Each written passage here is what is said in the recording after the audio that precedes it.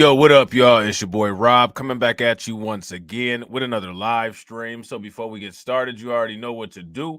If you're not subscribed to the channel, make sure you hit the bell icon twice. Smash the like button, share this video out to all of your followers, and let's get it cracking, all right? So shout out to everybody who is in the room. I hope you guys are starting out your morning great. If you guys can hear me okay, please give me a radiation emoji in the chat. If you guys cannot hear me, please give me a thumbs down or an angry face, and I'm going to shout out everybody that's in the building early. We got Jerry Bedford in the house. Shout out to you, bro. We got Cameron Jones. We got Carlton Way. We got Lloyd Sky 9. We got Calvin C. Jr. We got Brooklyn Queen 125. We got Miss Nisi. We got Savion Draco 0. We got Cameron and Brooklyn Queen being bot enforcers early. We got Nisi being a bot enforcer. That's what's good. Y'all about to hit that times 100 combo. Shout out to Jerry Bedford. What's good with it, bro? All right. So we're going to talk about a bunch of different things, but the main thing that we are going to talk about, shout out to Black Spider. What's good with it, Black Spider? The main thing that we're going to talk about is crime. However, we're going to talk about some other details. All right. So let's get right into it. And real quick, shout out to y'all. If you guys have not smashed that like button yet, please take a moment. Make sure you guys smash that like button. If you guys have not shared the stream to your social media, we got 21 people watching and we got 11 likes. If we can get that to 30, that would be great.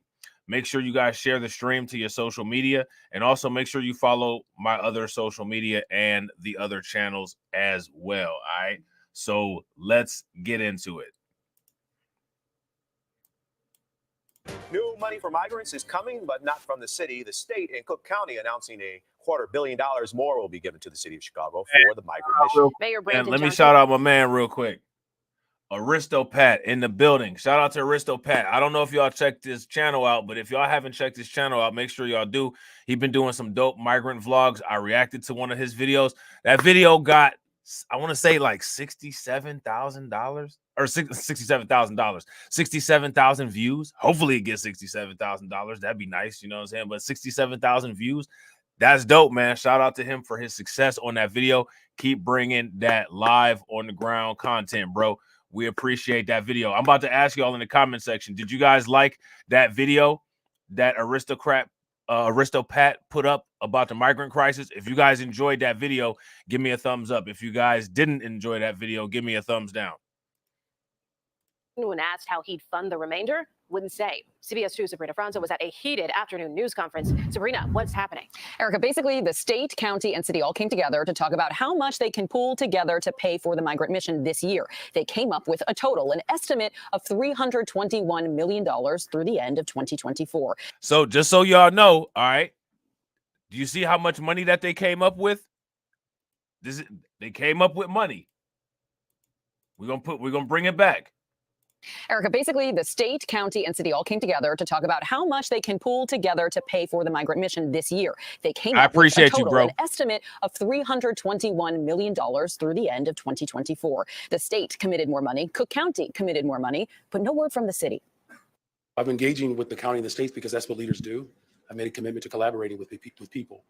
There are a lot of things to consider in this entire operation. It's not just financial resources. As we mentioned, the city, state, and county came up with a number, that number $321 million to maintain the migrant operation through the end of this year. The city had already... So they've already committed funds to maintaining the migrant mission through to the end of the year. So now here's my question. Is an equal amount of money going to be reinfused into the taxpayers of Chicago? That's my question. Let me know what you guys think. Pledged $150 million in this year's fiscal calendar from the city's budget. That's not enough to last past the beginning of April. Now, on top of the previously committed $160 million from the state for this year and the $100 million the county committed for this year, the state and county are pledging a combined $250 million additional dollars. Now, look at all this money that's on the screen. Look at all this money that's on the screen. Let me ask you guys this question. Are the Democrats figuring out ways to find this kind of money to infuse it into you all? That's my question. Shout out to Roots Trackers. What's good with it? Joint funding plan. Cook County and state of Illinois previously committed $160 million. So they previously committed $160 million from the state of Illinois. Okay. $100 million from Cook County.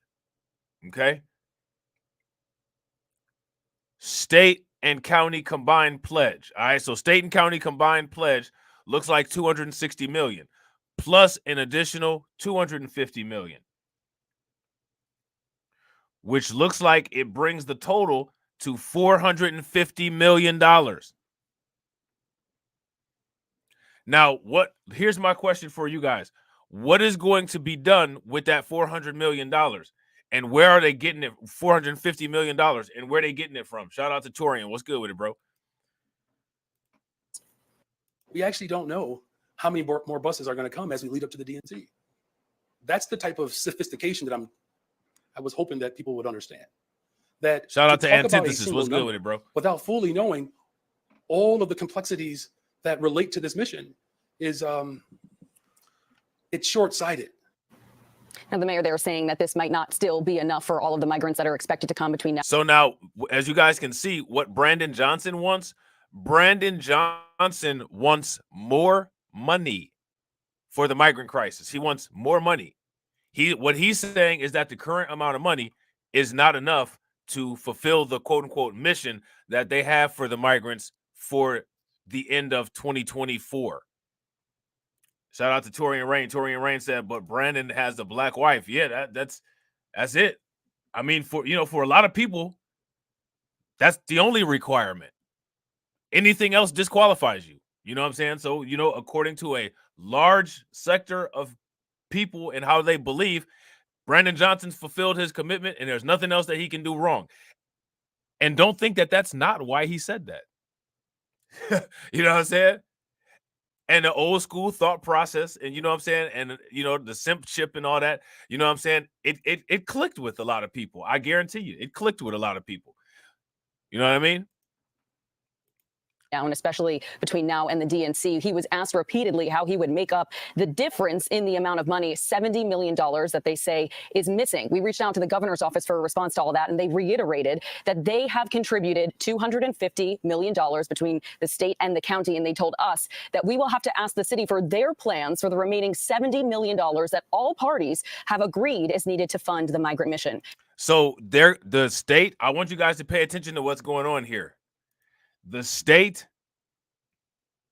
and the federal government, or I'm sorry, the state and the county governments together are expecting, right? They're expecting an extra $70 million from the city of Chicago. Make it make sense. Aristopat, I got a series that I haven't got a chance to do called The Box Bros. Eventually, I'm going to be able to hopefully get a video or two of those up. But there's a whole homeless crisis going on in the United States, and the homeless crisis is sharing resources with the migrant crisis. You know what I mean? And the thing that's interesting about the homeless crisis is that the homeless crisis is not getting anywhere near the amount of financial infusion into it that the migrant crisis is. You know what I'm saying? They got a whole homeless crisis right in Chicago, same city. Same city. So now what we about to do next? What we about to do next is we are going to check out Brandon Johnson dodging questions about funding. Okay, we're going to check him dodging some questions out about funding. Now, what I want you guys to do is, as you listen to this, I want you guys to fill in the blanks and answer the questions that Brandon Johnson is not answering to the best of your abilities. All right. The estimated cost for caring for migrants this year, including providing shelter, health care, and transitioning them into their own housing, is estimated to be $321 million. That's according to the governor and the Cook County Board president, who today announced a plan to cover $250 million of that. So I'm grateful to the Big facts, Aristopat. That's what we've been saying. If you guys agree with Aristopat, give me a thumbs up. If you guys disagree, give me a thumbs down. Yeah, absolutely. Absolutely, bro. of the work from the state as well as from the county and the work that they have done and what they are committed to continuing to do. But when the mayor was asked about the city committing to fund the remaining $71 million needed for migrant care, he repeatedly dodged the questions. There are a lot of things to consider in this entire operation. It's not just financial resources. I'm committed to this mission as I've been. And I'm grateful that we have partners at the state level and the county level who are also committed to this mission. If we could get an answer to whether $71 million will be committed by the city for this part of the mission after the state and the county committed theirs. The mayor did not answer that question, instead pivoting to talk about the overall operation.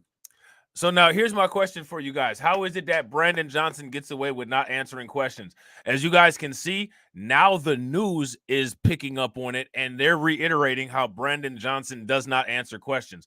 How long have we been saying that Brandon Johnson doesn't answer questions? How long have we been saying that? The governor saying in a statement, it is clear the state, county, and city will have to do more to keep people safe.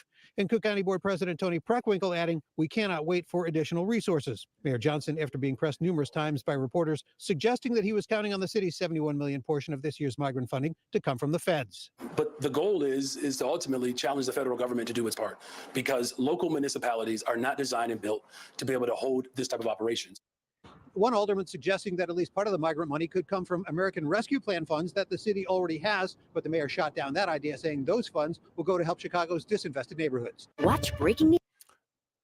So Chicago is done. Would you guys agree? If you guys agree, give me a thumbs up. If you guys disagree, then give me a thumbs down. Chicago is done. All right. So we already have an existing migrant crisis in the United States. And shout out to Brooklyn Queen and shout out to DeAndre for being a like enforcer. Make sure you guys throw some like enforcers in the chat for the like enforcers. Appreciate y'all. All right. So we already have a migrant crisis going on at the border, but we also have a migrant crisis within the country. How many people know what the migrant crisis is within the country? The migrant crisis within the country is unaccounted for gotaways and undocumented people who we have no idea who they are, where they came from, or anything about their background. However, there's a whole host of people that are in detentions. To compile onto a bad situation, the United States government has come out with this announcement. I'm going to let you guys listen to it for yourselves. And real quick, shout out again to everybody that's watching. I appreciate each and every one of you guys. We got 22 people watching. Shout out to y'all. If you guys have not smashed that like button, please take a moment, smash the like button. If we can get the likes to 40, that would be wonderful. Let me be clear here again this morning. The Republican-led House will not be jammed or forced into passing a foreign aid bill that was opposed by most Republican senators and does nothing to secure our own border. You just listened to House Speaker Mike Johnson. Now, I want to bring that back to what Mike Johnson said, right? Now, Mike Johnson is a white guy with a suit and tie on and glasses with a, I guess you would say, a conventional white guy haircut. And what Mike Johnson's just said is that the funding package had provisions in it for immigration reform, but did not address border security. Now, because he is who he is and because he looks how he looks, he will get the credit for making that brilliant statement. I'm a around the way boy. I got swag with how I talk. And I don't change it up. And because I'm who I am, it didn't get national attention when I said that there's a big difference between immigration reform and border security. And anybody talking about immigration reform is not serious about border security because those are two mutually exclusive, separate issues. How many people remember that? If you guys remember when I said that, give me a thumbs up. If you guys don't remember when I said that, then give me a thumbs down. Nothing to secure our own border. You just listened to House Speaker Mike Johnson. U.S. Immigration and Customs Enforcement is considering releasing thousands of immigrants to help cut costs. This as the future of funding the border is in limbo following the failure of a Senate border bill. But what could that ICE contingency plan mean for those working and living along the border? Let's bring in Terrell County, Texas Sheriff Thaddeus Cleveland. Sheriff, welcome back to the show. Hey, good morning, ma'am. How are you? Great. Thank you for coming on. So let's talk about ICE. They said they have to release thousands of immigrants because they're not getting the federal support they need. Let's talk about this. They're releasing these thousands of immigrants. Where are they going to release these thousands of immigrants to? Right, exactly. Does that make any sense, bro? Shout out to Torian. Torian says release migrants to cut costs. Right. Here's the question. How is that going to cut costs? Actually, what that's going to do is that's going to increase costs. That's going to increase costs dramatically. There's going to be a dramatic spike in costs. Is what we're going to see. this happens, how will this affect your community, sir? Well, first, let me tell you that that's just a talking point, and that's a talking point from the administration. And what I mean by that, look, I worked at our headquarters up in U.S. Border Patrol on 2 different. Shout out to Pamela X. And make sure you guys throw some radiation emoji and some flames and ducks in the chat for Pamela X. I'm glad Pamela X came back in here. She sent a Cash App. I definitely appreciate it. And I haven't seen her, so I wasn't able to thank her personally, but I want to make sure that I tell her thank you. Also, thank Alvin Learning and AJ for their support on Cash App. Definitely appreciate it. So make sure you guys show them all some love, but make sure that you show Pamela X some love. Definitely appreciate it. All right. Different rotations and work with ICE headquarters. And when a new administration comes in, they place political appointees in certain positions. So this is for sure just a talking point to get back at what the Senate and Congress have failed to do on a border bill. But look, we've allowed millions into this country already. Now, shout out to Pamela. I just got to mess with Pamela. Now, you see, Pamela ain't been around for a minute, but you see, I put that that contorted face picture of Eric Adams up there. You know what I'm saying? I put that contorted face picture of Eric Adams up there. You know what I'm saying? And Pamela showed up. Shout out to Harlem. You know what I'm saying? Shout out to Harlem. Harlem World Uptown, baby. I hate to say, but a few thousand to 10,000, whatever the number is, isn't really disheartening compared to what we've been through. But again, this administration, ICE, they can rearrange funding. They can rearrange budgets to accommodate and keep people housed that need to be housed. GOP lawmakers held a hearing on Thursday. I know you followed it very closely, where Arizona Representative Andy Biggs argued that he saw firsthand how the Biden administration, in his words, are fueling the immigration crisis. We'll listen, and I'll talk to you on the other side, Sheriff. The last time I was down in Lukeville, which is just a few weeks ago, it wasn't just Western Hemisphere folks. I went up and I talked to them. I said, where are you from? Senegal. How about you? Burkina Faso. How about you? Guinea. Where are you going? They take out laminated cards with phone numbers and addresses and say, I'm going to the Bronx. I said, have you ever been to the Bronx? No. You know anybody in the Bronx? Wait, where'd you get the card? Don't know.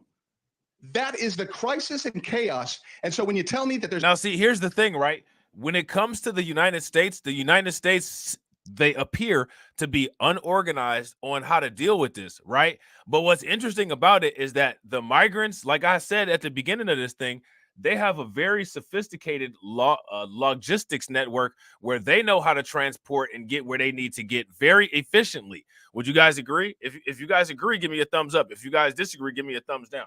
And real quick, shout out to everybody watching again. We got 33 people watching and we got 28 likes. Shout out to you guys. I appreciate it. If everybody can bang on that like button and get us to 50, I'd appreciate it. There's not enough money. You know why there's not enough money? Because this administration has incentivized the world to come in. Sheriff, you've spent more than 2 decades with Border Patrol. Many administrations have had issues with controlling migrants coming into our country. Of course, you're protecting your community as a sheriff. But what difference, if any, have you seen along the border when it comes to administration to administration?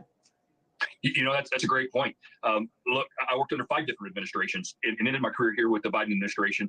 But the previous 4 administrations, from Clinton to Bush to President Obama to President Trump, all 4 of those administrations progressed border security. All 4 of those administrations put in fencing along the border. They all put in technology. This administration has abandoned the border completely. And I tell you, it could be solved overnight. I've said that numerous times on numerous interviews. And what the gentleman was articulating, look, right now, we're allowing anybody from around the world. There's countries I haven't even heard of, except if you're from Mexico. If you're from Mexico, we're still sending you back to Mexico. It makes no sense. And to be honest, here where I work, and I'm getting ready to go chase a group with Border Patrol as soon as this interview is done.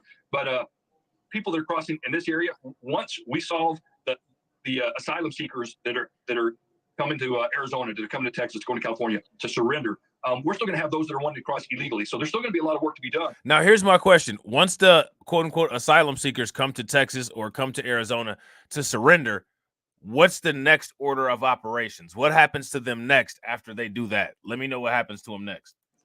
After we get after this current situation along the border.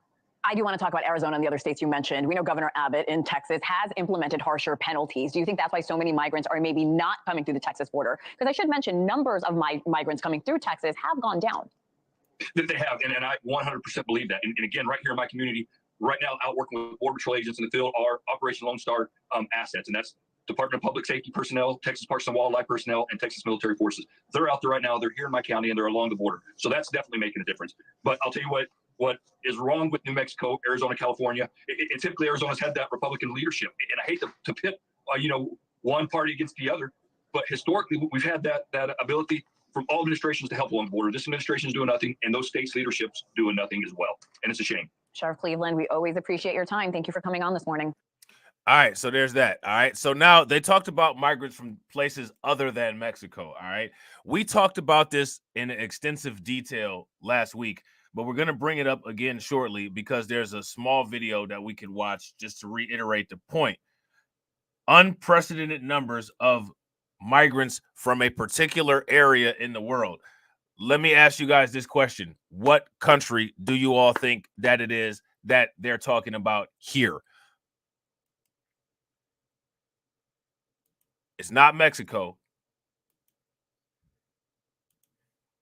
Let's get you an update on the crisis on our southern border. So California seeing a flood of migrants arriving from one of America's most powerful adversaries, and that is Beijing. Griff Jenkins has been live in Jacumba, California all week. And these videos that you're getting, Griff. Yeah, shout out to Shamika and shout out to Aristopat. And yeah, Torian, shout out to Torian. His hat does absolutely look like a Pringles chip. It does.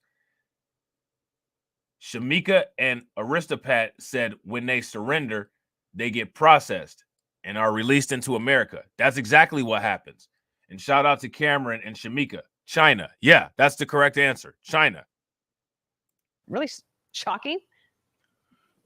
Well, and, good morning, Dana. It's also shocking to Border Patrol officials who worry about things like national security. And you're right. Yesterday, we witnessed the largest group of Chinese nationals crossing our border illegally that I've ever seen. Take a look at some of this video we shot right here in this remote area in Jacumba, California, 60 miles east of San Diego proper. You got a group of 212. Just moments ago, I got the official number, 212 Chinese nationals. It's a near daily occurrence. And of the 20,000 Chinese nationals who have crossed our southern border, an unprecedented number. Now, here's the question that I would like to know. What is going on here? What is going on with this?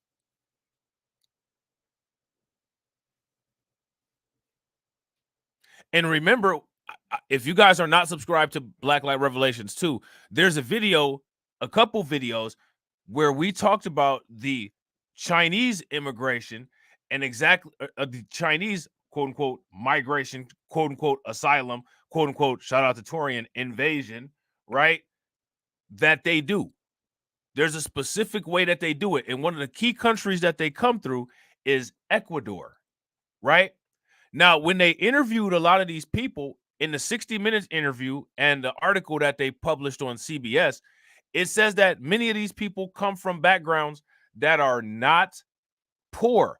A lot of these people come from middle and upper class backgrounds. So my question is, if the number one cited reason for people coming to the border is economics, what is the reason that the Chinese people are at the border? Because their reason is not economics. Let me know what you guys think.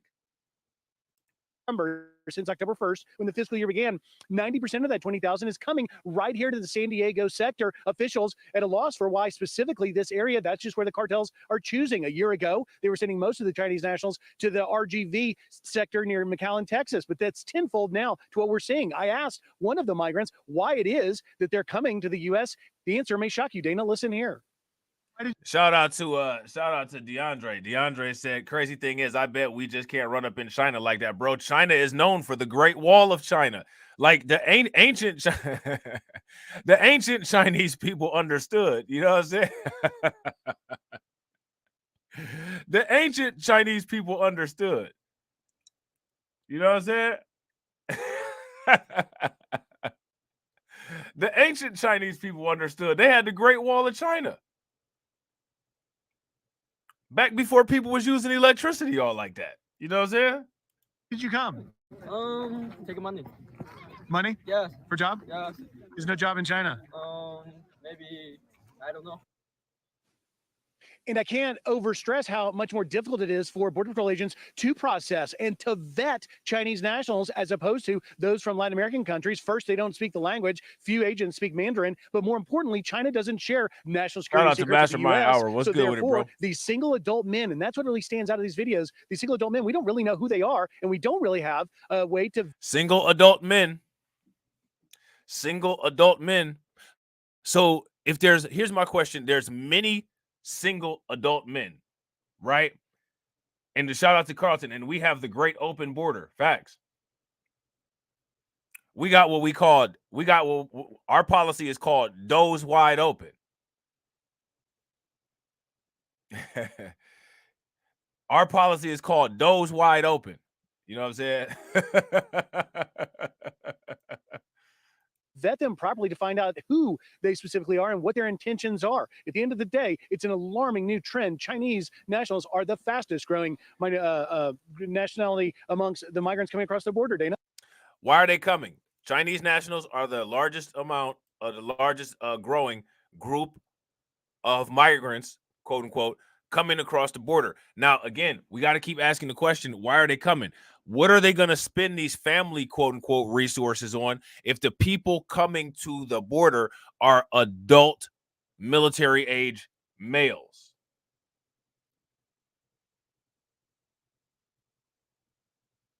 That's the question. Well, and I'm just going to add one point as we go to tease here, and that is that China will not accept back the migrants who have tried to cross here. So then we could be stuck with them unless that gets worked out. Griff Jenkins, great to have you. Thank you for your reporting. I'm Steve. So how does that work? What ends up happening to these migrants, right? What ends up happening to them?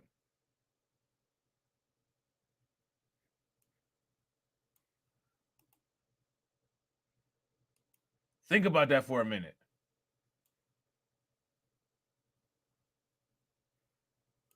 So what we're about to do now is we're about to look at a situation that's going on with some other undocumented bros. Now, mind you, the migrant crisis, you know, of the 16 and 1700s, that's the migrant crisis that created the 1776ers. Shout out to Greets. What's good with it, bro? How many people know who the 1776ers are? And I ain't talking about Charles Barkley. Who are the real 76ers? I ain't talking about Charles Barkley and Allen Iverson. The first criminal migration wave created the 1776ers. You know what I'm saying?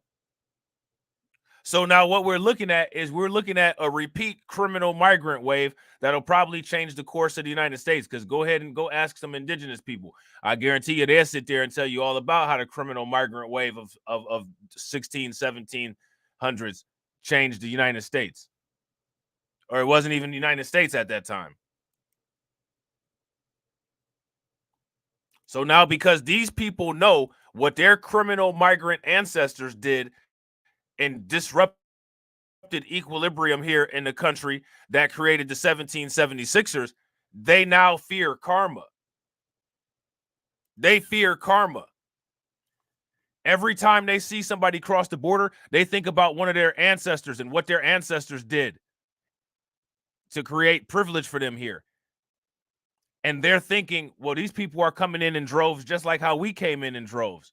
And the people that were in the country then were helping those people coming in droves the same way we're helping these people coming in now. And look what my ancestors did. Look at all the robbery and deletion and bludgeoning that they had to do to set up this evil enterprise that benefits me and my family. What are these people going to do? Are they going to do the same thing that my ancestors did? That's what they think. So when they sit there and say that we're a country of migrants, I respectfully disagree with that. Our ancestors didn't come here criminally to pillage and steal. Our ancestors got stolen from. And a lot of our ancestors were stolen. So the Democrats should be ashamed of themselves trying to push those talking points onto us. Would you guys agree? If you guys agree, give me a thumbs up. If you guys disagree, give me a thumbs down. And I got to agree. Shout out to Carlton. Carlton says the Chinese nationals will be absorbed into Chinatowns of California and New York City. And when inside of those Chinatowns, they have existing value chain networks to be able to move those people along to increase their class status. Would you guys agree? If you guys agree, give me a thumbs up. Y'all disagree, give me a thumbs down. Now what we're talking about here is a Romanian crime ring. Okay? We're talking about a Romanian crime ring. How many people heard about this Romanian crime ring? Tonight, police say he is the leader of a cross-country crime ring targeting people with a friendly knock at the door. Yeah, now he could finally be closer to facing justice thanks to a small-town police force and a Houston woman who helped crack the case wide open. KHVU 11 anchor Marcelino Benito has been working this story for months now. He and photojournalist Cesar Nunez have the exclusive story that stretched from Texas all the way to Pennsylvania. We've all heard it, an unsuspecting knock on the door, but this one changed everything for Houston's Kelly Raybon.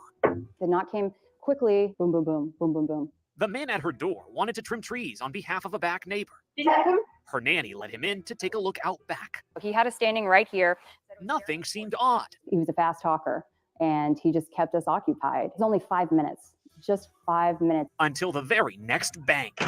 Kelly looked at her cameras and saw the painful reality. While she was in the backyard, another man had walked right into her home. Minutes later, seen walking out with something large wrapped in her blanket. In those few seconds, my stomach was sinking, my heart was dropping, and my pulse was racing because I knew where that blanket had come from. She raced upstairs, her closet a mess, her safe gone. Inside, more than $120,000 worth of cash, jewelry, and priceless personal items. Now, let me ask you guys this question. How many of y'all have $120,000 chilling in the safe? Not to mention the pool and all of that in the backyard, all those nice amenities that she had at her Desperate Housewives estate.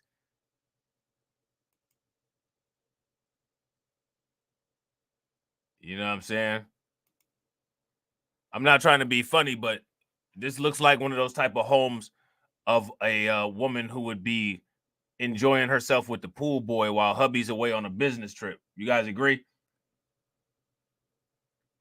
If you guys agree, give me a thumbs up. If y'all disagree, give me a thumbs down. Another man had walked right into her home. Minutes later, seen walking out with something large wrapped in her blanket. In those few seconds, my stomach was sinking, my heart was dropping, and my pulse was racing because I knew where that blanket had come from. What kind of jobs do they do that they had this kind of money? That it's just regular and normal for them to have $120,000 in a safe, a pool, living a good life.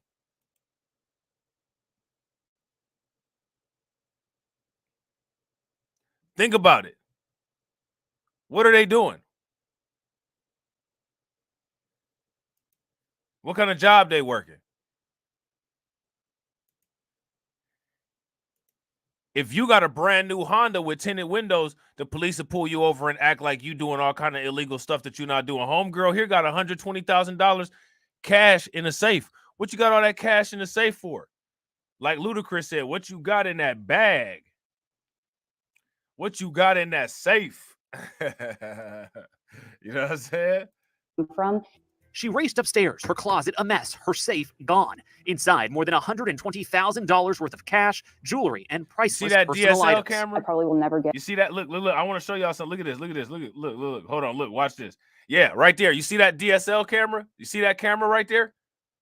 That's a dope camera.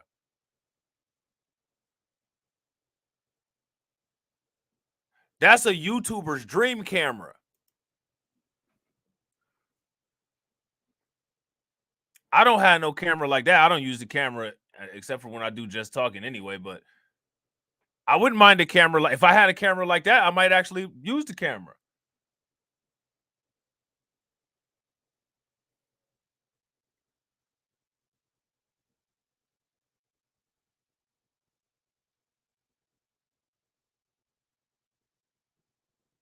And she just got it laying in the safe collecting dust. You see all the dust in the safe?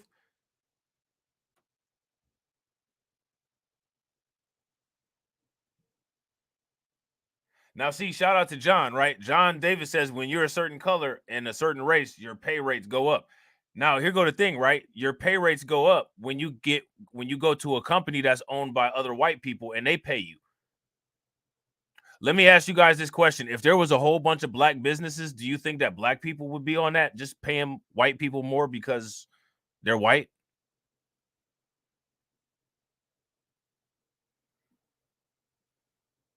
So if we allow these people to be the primary employers, this is the kind of stuff that comes with it. If you got a son and your son wants to do some chores to earn money, you'll probably pay him $10 to cut the grass, $20.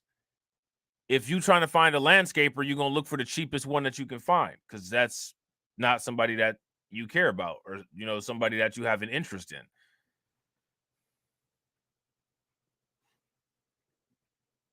Would you guys agree? If you guys agree, give me a thumbs up. Again, my question is, why is it that there's an expectation there for white-owned businesses to care for the best interests of black people? Why is there an expectation of that? Or why do people think that something like that exists or even should exist? As long as, let me ask you guys this, as long as we're receiving paychecks from other groups of people, do you all think that other groups of people will coordinate to make sure that the paychecks that they pay us are not as optimal as the paychecks that we could pay each other to maintain a labor class? So this is what I'm saying. These people weaponize these companies. They know that. So if all of these companies understand that in order to maintain the hierarchy here in the United States, all they got to do is just keep the racial wealth gap open, we are going to economically always be paid bottom tier pay. And then we still have the expectation of, why don't these people care for us? What that's with that question should never be asked, ever. You know what I'm saying? That question shouldn't even be a factor.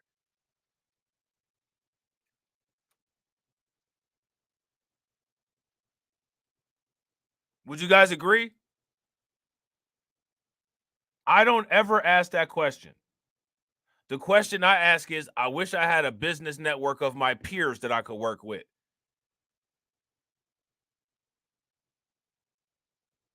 I want a bit. That's why you see TD and I do projects together. I'm not going to do, you know, that's why you see me and KO Kid Fit do projects together. That's why you see me and AB Promotions, me and Moxie Approved do projects together, content together.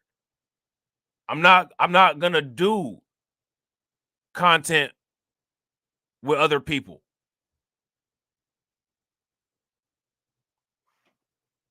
I'm doing business with a network of my peers. Me and We Lit. That's what it should. See, like, we're going, if you try to go get a job, you're dealing with a network of other people's peers. You're going to go work at this job where management was handpicked because they're all friends or old high school buddies or family members of the people that either own or run the company at the time. And then you're going to ask the question, well, why didn't I get treated fair? You're not an insider. In most cases, being an insider can be, not always, but can be race specific. Shout out to T-Lo Brown. T-Lo Brown says, I work for a black-owned business. I'm on my way to work now. That's what's good.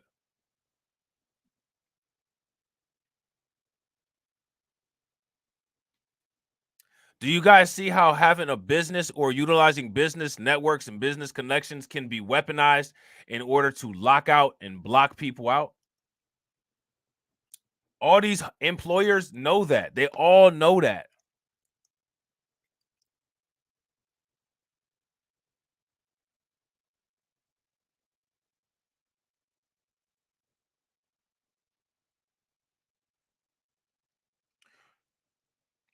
We need to be developing our own industries, our own enterprises, and developing our own superior workforce, and filling our jobs with our industry and our businesses with our own grassroots developed workforce, so that we can lock out and block out other people from what we got going on. They need to be locked out and blocked out in order for us to be able to maintain the highest possible prices that we can have, as well as the most dominant influence that we can have.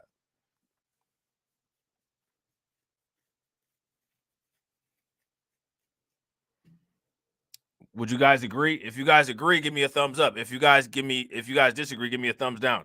If we continue to talk about how other people conduct business, if you ask me, those conversations are futile.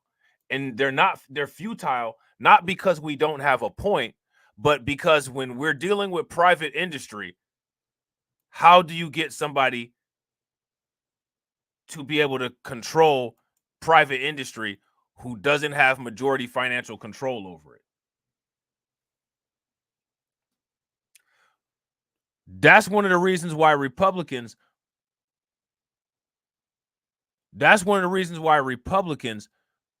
want less government oversight so that they can be able to practice lockout, blockout.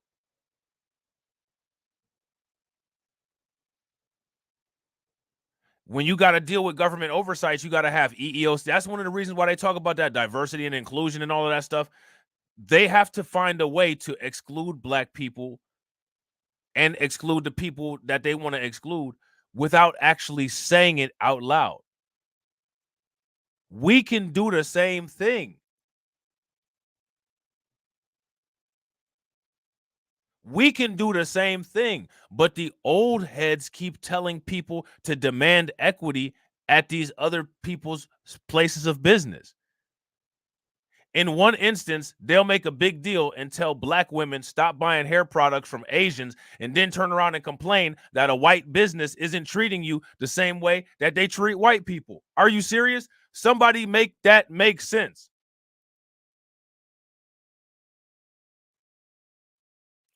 How can you sit there and tell somebody don't go buy weed from Asians and then just sit and then turn around and sit there and say we only ask for equity, family? Why are you asking for anything?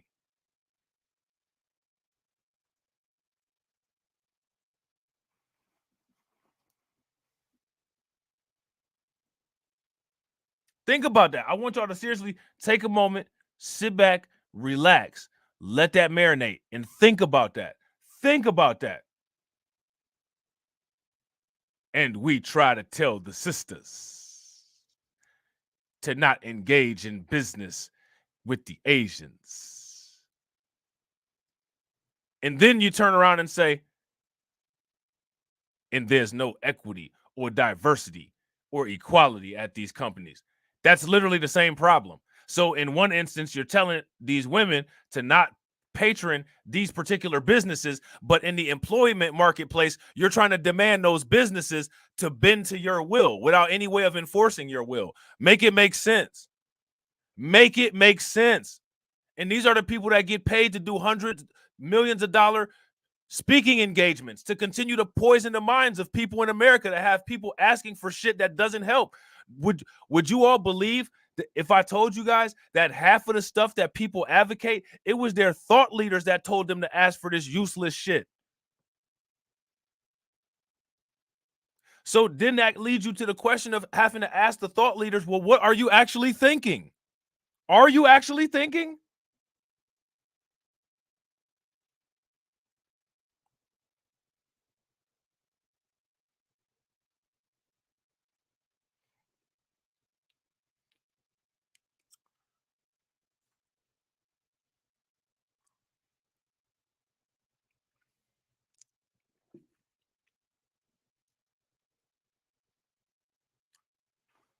Think about that, guys.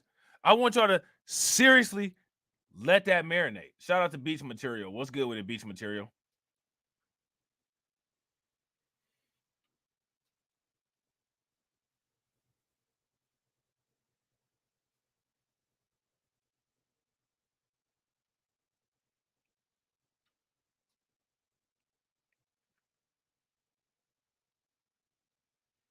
Think about it, man.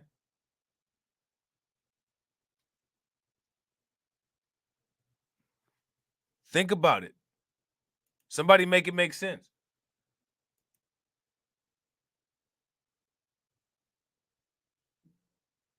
Real quick, ladies and gentlemen, shout out to everybody that's watching. We got 52 people watching and we got 53 likes. If everybody can bang on that like button and get us to 70, that'd be great.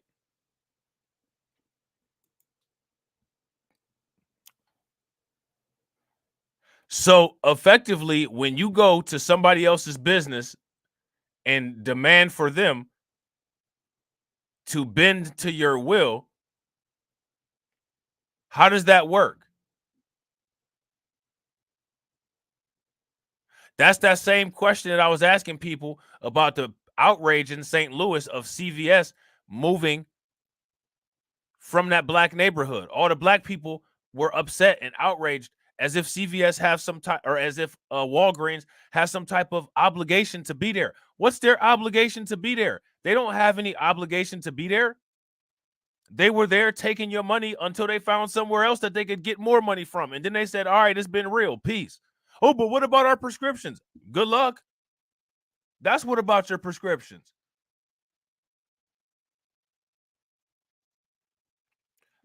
When will people understand that you have to take hold of your own destiny? You have to control as much of your own circumstance as you can. You cannot expect other people to ever prioritize your circumstance like you would prioritize your own circumstance.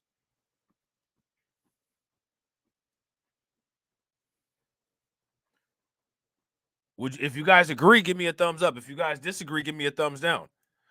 All of the Democrat policies, all of the old school thought process, all of that stuff is all SBE. It's all shame, blame, and explain. Well, we don't have no pharmacy, so y'all got to stay. We ain't got no pharmacy, so y'all got to stay. They don't care, and those people don't want to see you breathing anyway. But I know we want to see each other breathing.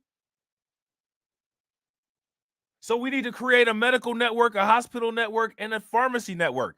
And that doesn't mean be ignorant with it. We need to be globally competitive.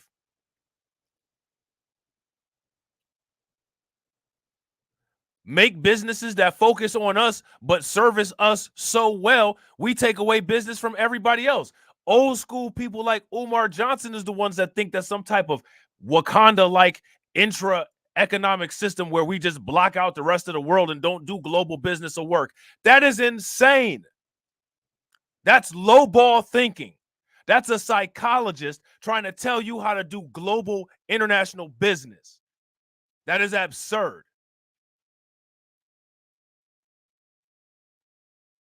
I want to see somebody's doctorate paper on how that would be a sustainable business model.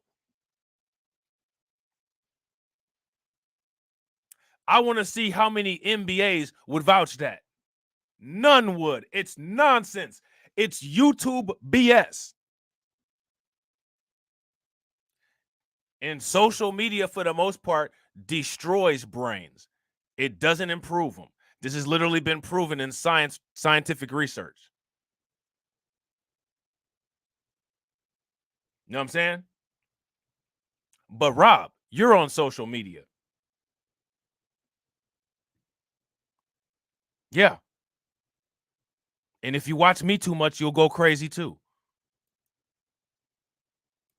Inside, more than $120,000 worth of cash, jewelry, and priceless personal items. I probably will never get anything back that I lost that day, but what I can do is fight back. She took to social media. Today, I got robbed. Sharing the raw truth about what happened to her. Her post went viral. Listen, man, that makeup is real, ain't it? How you go from that to that?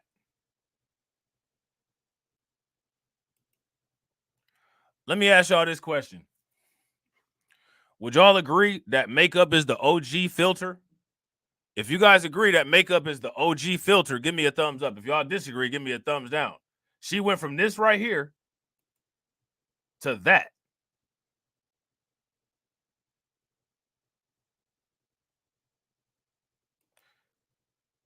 She went from looking like just, regular healthy person to looking like she just woke up out of an ICU bed. Man, that's crazy. sharing the raw truth about what happened to her. Her post went viral. You have to listen to your gut, and my gut said this is much bigger than just myself.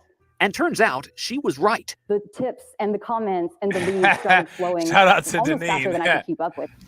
All of a sudden. Shout out to Deneen. Look, hey, Deneen said that's what's happening to me. Too much Rob. You find yourself singing your clapbacks, huh? Oh, man, you find yourself singing your clapbacks. You know what I'm saying?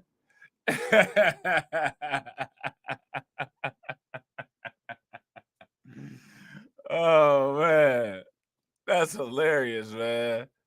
And her inbox flooded with stories from other victims, 15 to 18 in Texas alone. They sent her surveillance videos showing the same guy pulling the same tree trimming ruse while another man breaks into the house. In this video, just feet away from an unsuspecting homeowner. These guys were so smooth. They were so slick. This operation was so well oiled. There's no way that I was the only victim. The influencer turned sleuth started connecting the dots and shared what she learned with police. I knew she was a YouTuber. They said, I don't know who this woman is, but they say she an influencer. See? That's what I'm talking about. See? That's that OCD stuff. See, this is what I was telling y'all yesterday. Now y'all see my clinical OCD for real, for real. I created a spreadsheet full of victims and case numbers and contact information. See, so now the departments that they were. See, now I know how she got the money. Now I know how she got the now I know how she got the house. She getting them AdSense ducats. You know what I'm saying? The algorithm be real nice. She's one of them AI friendly people. So, you know what I'm saying? She probably made a video or two and all of a sudden got 500,000 subscribers for no reason. So she living in a nice house, you know what I'm saying? Got the pool, she kicking it, you know what I'm saying? Carlton says she influencer is a fancy term for an OnlyFans model. Hey, she might be an OnlyFans model. She might, now here go the thing, right? She might be an OnlyFans model, right? If she's an OnlyFans model. But if she was an OnlyFans model right here where she filming, she would have less on. She would have less on in this instance right here. You know what I'm saying? So I don't know. I don't think she an OnlyFans model. She might be. Don't get me wrong. But from the information that I see in this video, I don't think she an OnlyFans model. And shared what she learned with police. I created a spreadsheet full of victims and case numbers and contact information and the departments that they were working with and their addresses, what was stolen. A month after the knock on her door, a major break, not in Houston, but 1,300 miles away outside Pittsburgh. Our reporting brought us to Penn Township, Pennsylvania. We rode along as Chief John Otto. Now look at this. I want y'all to see how this works. Like, look at how this works. So homegirl is an influencer, right?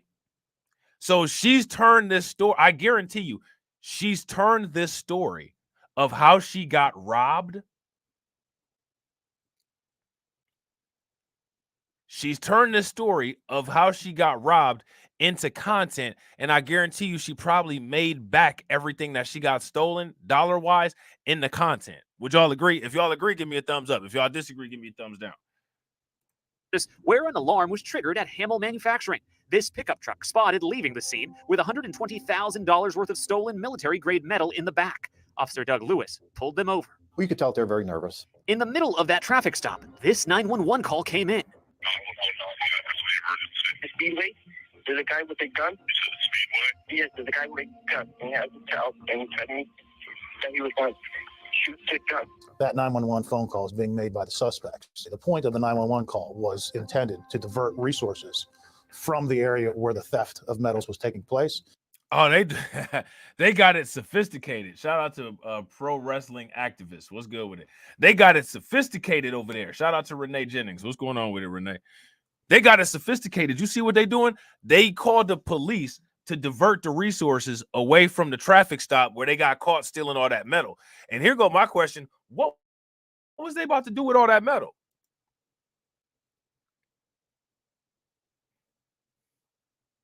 What were they thinking that they was about to do with that metal?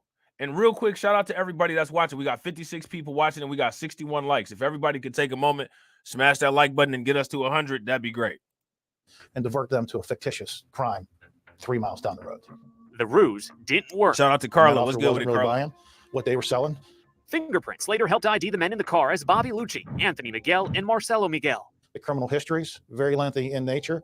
And at that point in time, the guys looked at one another and said, this is a good case. This is a big case. We're going to solve some things here tonight. But it's Lucci that has law enforcement across the country, including HPD, calling Penn Township. Sources tell us Lucci is the same man seen breaking into Kelly Ray Bond's home. As soon as I saw his face, I knew. Hey, what I tell you about them cats? Hey, what I tell you about them cats named Lucci? I wonder if these cats got any connection to Cesar Pena. Because Cesar Pena probably got some undocumented bros in his family. For real, for real. You know what I'm saying? That was him. No doubt. No doubt. No doubt. Police gave KHOU 11 exclusive access to evidence recovered during the arrest in Pennsylvania. Work gloves, vests, hats, tools, a two-way radio, and even stolen women's jewelry. 3 guys with women's jewelry inside the car. The red flags just keep popping up. All of it, police say, linking Lucci and his associates to distraction-style burglaries in Southeast Texas and all over the U.S. Bobby Lucci is the #1 ringleader operationally. Who he reports to, we don't know yet. What's clear is this crime ring moves. They refer to themselves as Romanian gypsies. Lucci, police say, is tied to crimes in New Jersey. See? So these are some undocumented bros. I want y'all to see this. Did y'all see the type of crimes that these undocumented bros are doing? They got a nationwide ring of crimes going on. And this is just one little faction that's probably not related to the cartel or anything. There's some side stuff going on over here.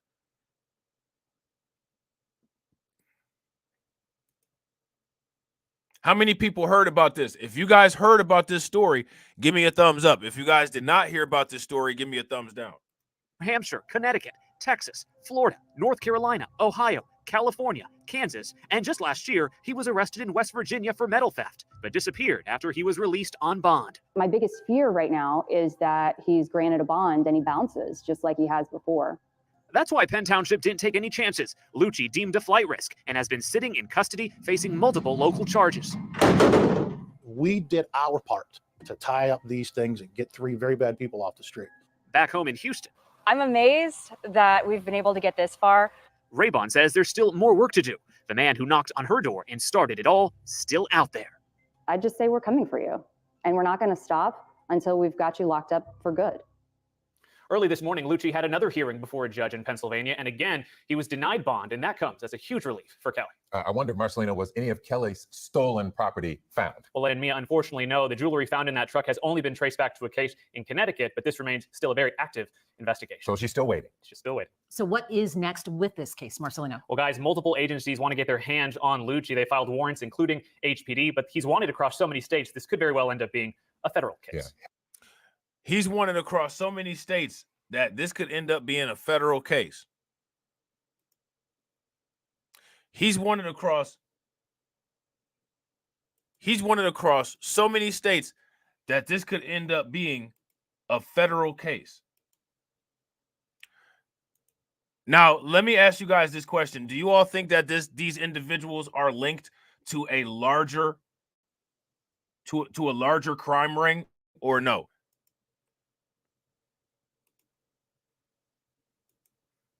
Dramatic arrest of 4 accused members of an international crime ring believed to be responsible for installing ATM skimmers all across the Houston area. Marcelino Benito is giving us exclusive access to the high-tech crime-fighting hub that tracked them down to protect your money.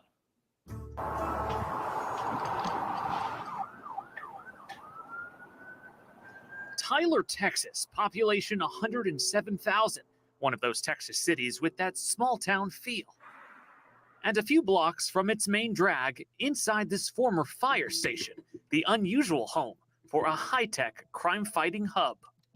There is no other fusion center or intelligence center in the country, and as far as we know, the world, that does what we do. This is the Texas Financial Crimes Intelligence Center, the specialized unit led by Director Adam Colby. Now, mind you, this right here, this is another Romanian crime ring. This is another one. More undocumented bros. Not the undocumented bros that we usually hear about. They usually don't say too much about the European undocumented bros. Ironically, imagine that. Has only been around 2 years, tracking organized crime, credit card skimmers, and other financial crimes. We are looking at criminals from all over the world, criminals that have come to the United States specifically to commit crimes. Those crimes taking a toll Now, on Texans. now wait a minute. Did you guys hear that? They got a whole entire unit of these people that are out here scanning the environment, studying criminals that come to the United States specifically to commit crimes. Let me ask you guys that question. What people come to the United States specifically to commit crimes? Do you think that the people that come to the United States specifically to commit crimes are documented? If you guys think that those people are documented, give me a thumbs up. If you guys don't think that they're documented, then give me a thumbs down. Credit card skimmers and other financial crimes. We are looking at criminals from Shout all out to the over Sanctuary. world, What's good criminals with it? that Good have to come see the you. United States specifically to commit crimes. Those crimes taking a toll on Texans and their livelihoods. And the amount of money that they're actually stealing is staggering. Last year alone, the unit preventing the loss of or recovering more than $123 million. These guys. Now look at that, $123 million. That's how much that this migrant crime wave stole. $123 million. That's the amount of money that they putting together up there in Chicago for the migrant crisis itself. Imagine that. These guys are traveling all over the state and all over the country committing these crimes. And they're very, very hard to track. These aren't your everyday criminals. They have a clear-cut hierarchy right down to the point where they call the person that's at the very top the Godfather. The FCIC helps law enforcement agencies connect the dots and find them before they empty your bank account. Captain Jeff Roberts says it's unlike any crime investigation you can imagine. It is an ultimate cat and mouse game. And late last year, a major break. Never before seen body cam video from Pearland PD shows one of the biggest busts yet. But to understand what happened, we have to start at the beginning, when police say 4 members of a Romanian crime family. 4 members of a Romanian crime family.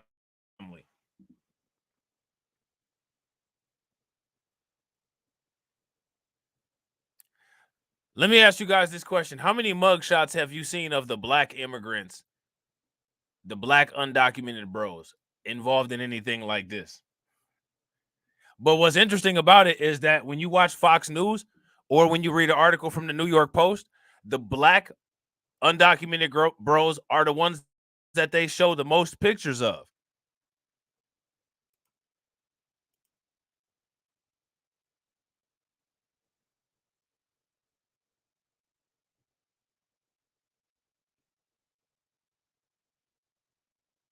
Make it make sense. Illegally crossed the Canadian border into Vermont and made their way to Houston.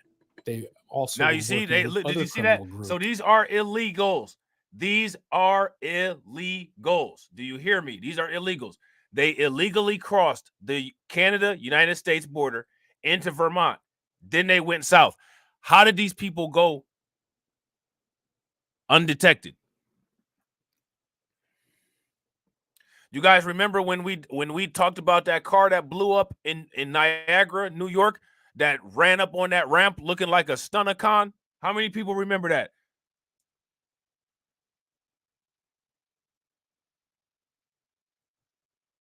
Remember when that car blew up in New York City when it was flying trying to get through the border, and it ran up onto a ramp looking like a stunner-con and blew up in the air? Who remember that?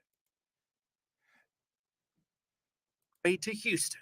They also were working with other criminal groups. They allegedly inserted skimmers into ATMs at more than half a dozen Walgreens stores. At the Pearland Police Department, they gave it. Now, let me ask y'all this. You see, it said they installed these devices into the ATM machines called skimmers. My question for you all is, what is a skimmer device? What is an ATM machine installable skimmer device? Let me know what y'all think. Their way to Houston. They also were working with other criminal groups. They allegedly inserted skimmers into ATMs at more than half a dozen Walgreens stores. At the Pearland Police Department, they gave us exclusive access to evidence, like the pinhole cam they mounted on ATMs to steal customers' PIN numbers. Extracting the information back and putting it onto another piece of plastic so that you can use it. Law enforcement traced the suspect's car using flock license plate reader cameras. The FCIC helped link it Shout out to to this G-Side. What's Pasadena good with it, bro? dealership where the suspects bought it using a fake passport. The level of sophistication here is about as high as you can get. What the suspects didn't know, Pearland PD was watching. They spotted them at this Walgreens as they withdrew cash from an ATM. That's when Pearland PD made their move. Turn around! Making a pivotal traffic stop, taking down Dimitru Catalin Lixor and Marius Constantin Tika. Got him. The credit cards. In the car, Pearland PD found $14,000 in cash and over 300 re-encoded gift cards with stolen victim information. Now, you see all that they got? You see all that they got? $14,000 in cash and all these stolen gift cards. Remember, though, these people are coming to the United States to be hardworking at building a criminal enterprise.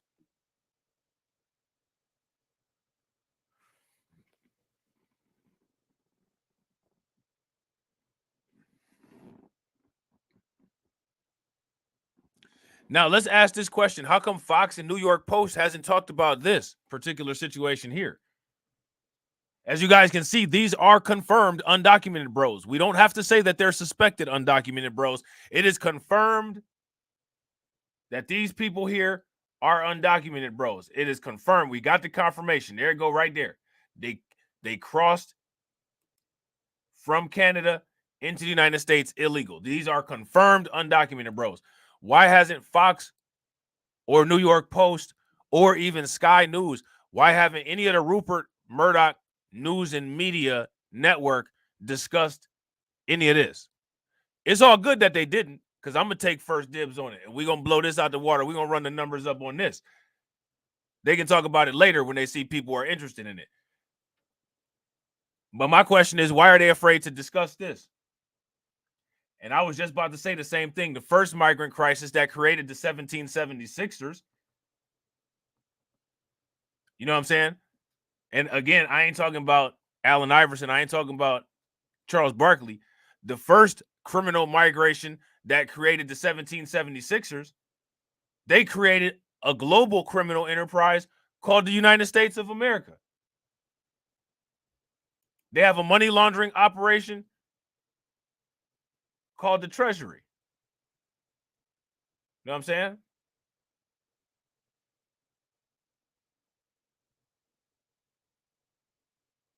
So there's that. Legally crossed the Canadian border into Vermont and made their way to Houston. They also were working with other criminal groups. They allegedly inserted skimmers into ATMs at more than half a dozen Walgreens stores. At the Pearland Police Department, they gave us exclusive access to evidence, like the pinhole cam they mounted on ATMs to steal customers' PIN numbers. Extracting the information back and putting it onto another piece of plastic so that you can use it. Law enforcement traced the suspect's car using flock license plate reader cameras. The FCIC helped link it to this Pasadena dealership where the suspects bought it using a fake passport. The level of sophistication here is about as high as you can get. What the suspects didn't know, Pearland PD was watching. They spotted them at this Walgreens as they withdrew cash from an ATM. That's when Pearland PD made their move. Turn around! Making a pivotal traffic stop, taking down Dimitru Catalin Lixor and Marius Constantin Tika. Got him. The credit cards. In the car, Pearland PD found $14,000 in cash and over 300 re-encoded gift cards with stolen victim information. That's a lot of money to find. That's a lot of money to find.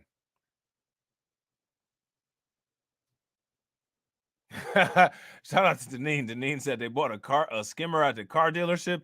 Psh. These people be knowing where all the shady connections are. They be knowing where all the shady connections are. You know what I'm saying? Shout out to Carla for being a bot enforcer. Also, real quick, shout out to everybody that's watching. I appreciate you guys. We got, looks like, let me see. Hold on real quick. What we got going on?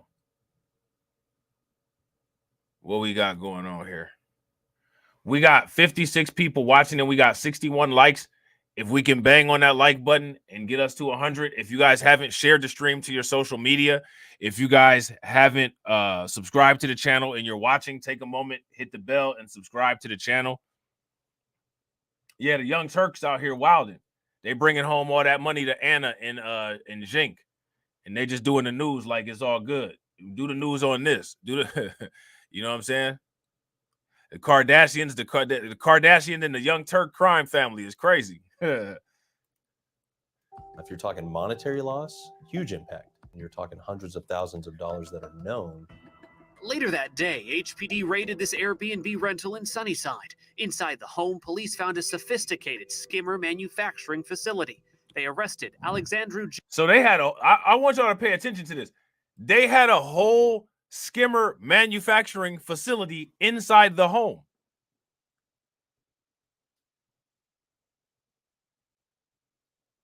They had a whole skimmer manufacturing facility inside of the home. How do you even put one of those together? How do you even know what to do or how to make that? Thousands of dollars that are known. Later that day, HPD raided this Airbnb rental in Sunnyside. Inside the home, police found a sophisticated skimmer manufacturing facility. They arrested Alexandru Jean Marcoux and Gabriel Jean Bulmachi. What's unheard of is to take down 4 people, find the location that they're manufacturing the skimmers, catch them on site doing something else. It was a huge success for every agency that was involved, and a direct result of just the teamwork that's happening. All 4 suspects locked up now on a combined $44 million bond and could face up to life in prison for engaging in organized criminal activity. The FCIC says its role in helping dismantle this operation, proof what happens here, is working. We've managed to put quite a dent into these various criminal organizations that are preying on Texans. We're just going to need a lot more people to make it really happen and push this out of Texas. That is quite the operation. Marcelino Benito now joining us in Pearland tonight. Marcelino, so what can folks do to protect themselves here? Well, Len, there are 3 easy things folks can do tonight. For once, tap to pay if it's an option for you. It's a lot easier and safer than swiping your card or using those chip card readers that we've so come to know in the last few years. Number 2, experts recommend to use a credit card whenever possible as opposed to a debit card. That way, if you do become a victim, you're able to more easily dispute any fraudulent charges. And the 3rd tip here really is the easiest. Experts recommend, obviously, turning to law enforcement, filing a report, reporting that crime in the first place. If you don't, it's very difficult for law enforcement to get involved, or the FCIC that we featured in this story to get involved as well and help you ultimately solve your case. Yeah, Glenn? a sophisticated operation taken down by an operation from law enforcement. Marcelino, great information. Thank you tonight. All right, so there's that. All right, so now we got a lot more information. All right. A lot more information. How many people heard about what's going on in California? If you guys heard about what's going on in California, give me a thumbs up. If you guys didn't hear about what's going on in California, give me a thumbs down. Now, the thing that's interesting about this is going to sound like some surprising news.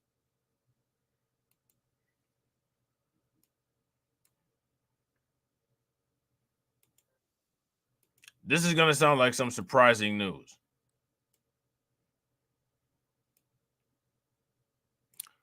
What's going on in California, guys? Anybody know?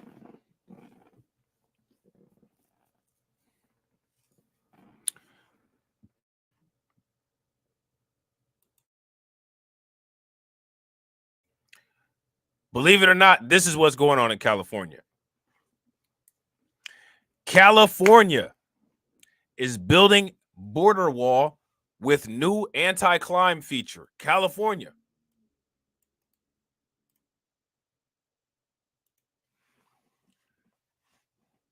How many people knew about that? California said, you know what? We're about to build a border wall.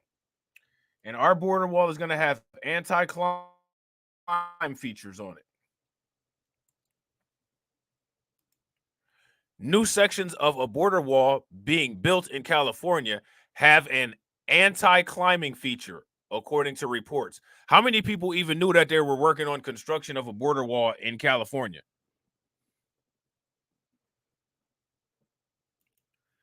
The top of the barrier erected at the Friendship Park between San Diego and Tijuana, Mexico, has a metal wing or wedge or comma on its side with a pointy end hanging over the Mexican side of the border, like an awning, according to Fox 5. So, let me see. Oh, yeah, that's right. I forgot.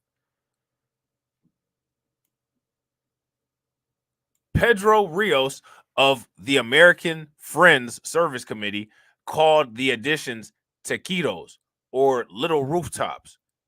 It's an anti-climbing feature that's meant to stop people from scaling the border wall, Rios told the station. It's the first of its kind along the U.S.-Mexico border.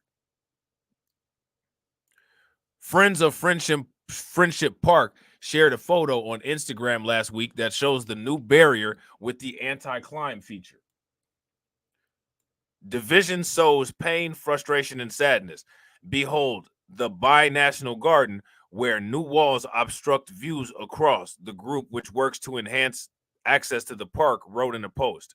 Newsweek has contacted the Department of Homeland Security for comment via email. Friends of Friendship Park has been contacted via social media, and the American Friends Service Committee has been contacted via its website. The metal segments added to the top of the new barrier are a prototype, a source told Fox 5.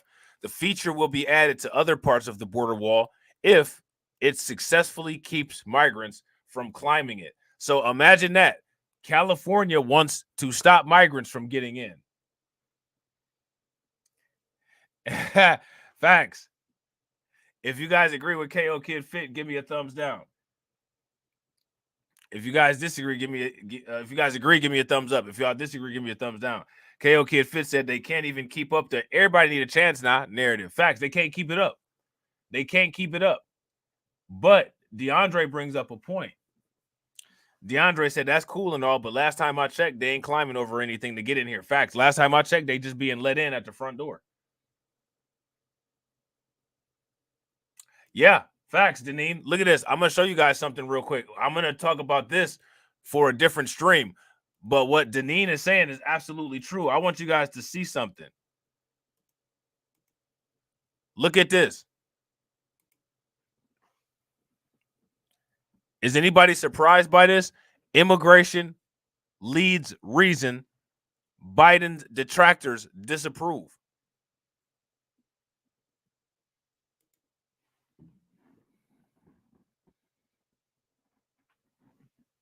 Is anybody surprised by that? Look at that. So, yeah, we definitely going to talk about that eventually. Hopefully soon, you know, within the next couple of days. I'm behind on content again, as always, because the world just doesn't go at the speed that I need it to go at in order to stay caught up. Got to do something about that. Got to get on my Lex Luthor grind to figure out how to slow time down. You know what I'm saying? So now here it says Rio said there are concerns that the feature could be deadly. So then that would probably that should deter people from wanting to climb it, right? If this wall is deadly, that in itself should be a self-correcting deterrent, wouldn't you say? Like that's what we want. We want it to where people look at this thing and say, you know what? That's a bad idea to try to climb this thing. I think I'm going to sit this one out. I think I'm going to keep my happy ass on the other side. What do you guys think? So now here it says we continue to see an increase in people that are falling from the border wall and seeking medical treatment, he said. Okay, first question, who put them up there? How'd they get up there? How'd they get up there? You don't just naturally be walking around on a border wall and say, oh, I'm falling. You know what I'm saying? Like, that's not what happened.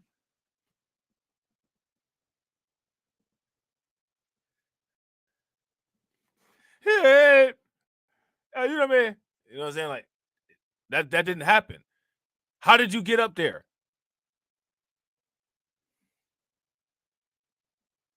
You know you wasn't supposed to be up there in the first place. How many times when you guys were a kid, you hurt yourself doing something that your parents told you not to do, and they said, that's what you get. What was you in there doing? You ain't had no business in there. Now you got a lump on your head.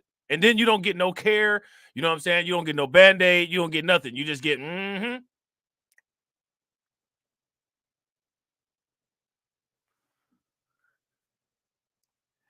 Then I told you stop slamming that door, didn't I? Now you done smashed your finger. And then that's it. Your parents go about their business. You ain't getting no first aid or nothing. That's just, you just acknowledge that you messed yourself up, and you messed yourself up because you didn't do what you was told. And now we're going about our business, and you can sit there crying with your silly ass. I bet you that'll teach you a lesson next time. How many of y'all got that when y'all was a kid? If y'all got that when y'all was a kid, give me a thumbs up. If y'all didn't get that when y'all was a kid, give me a thumbs down. Should have had your butt up there. Now go take a nap. Facts. If you had been asleep the way you supposed to be asleep, you wouldn't have gotten in trouble. I bet you take your ass to sleep now. Shut up with that crying. How many of y'all got that?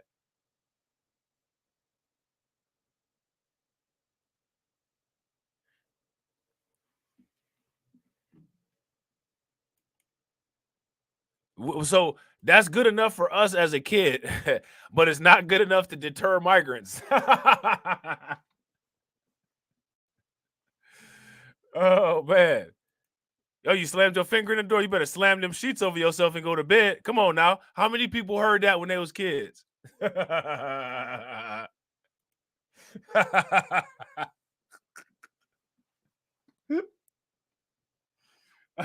man. I told you stop jumping around. Now jump your ass in the bed. You know what I'm saying? Like, seriously? Go over there and lay down. And don't cry neither. I'm trying to watch the news. The news comes before your first aid, because I told you to do something and you didn't do it. How many of y'all went through that as a kid? So, you know what I'm saying? Like, that's the same logic that applied to this. You know what I'm saying? We continue to see an increase in people that are falling from the border wall and seeking medical treatment. Well, if you wasn't up there, you wouldn't have fell down. Listen here, boy, if you had went up, you wouldn't have fell down. You know what I'm saying? I mean, seriously, this is basic stuff.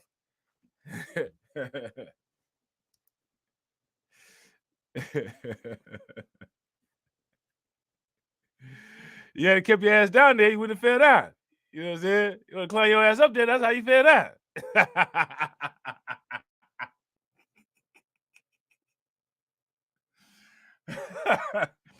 Oh, man.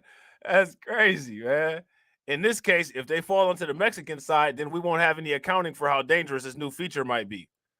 Yeah, you will, because the amount of migrant successful border crossings will decrease. That's all the accounting that you need. You don't need nothing else. If they fall down and break their neck, that means that they didn't make it over. What else? What else do you need? You know what I'm saying? That is accounting. If you see an increased amount of vultures by the border wall in certain sections, then I would assume that it's probably probably doing his job a little bit there. You know what I'm saying? Shout out to Rogish. What's good with it, bro? If you see a whole bunch of coyotes and, you know what I'm saying, if you see a whole bunch of vultures circling around those sections of the border wall, I would assume that it's probably stopping people. Wouldn't you guys?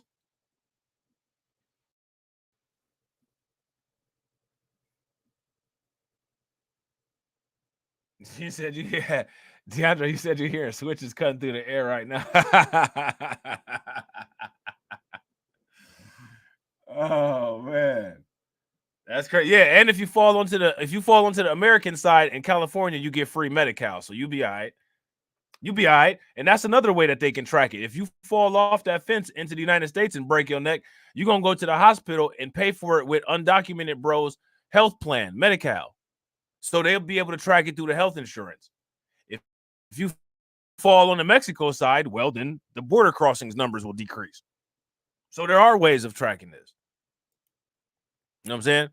He also pointed to the irony of testing the feature along Friendship Park, which was inaugurated in 1971 by then First Lady Pat Nixon as a symbol of ties between U.S. and Mexico.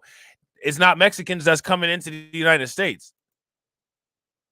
They already here. They done already crossed the border and exploited the damn border. They done took over California. It's too late to stop them from coming over. What you talking about? Of course, like it's not even Mexicans at this point. They're all gone. They're all here.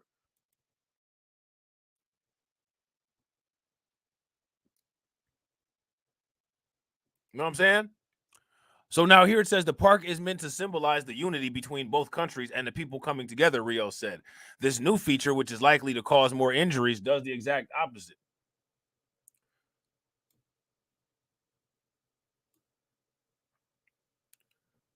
Plans to replace the aging border fence in the area were introduced during former President Donald Trump's time in White House.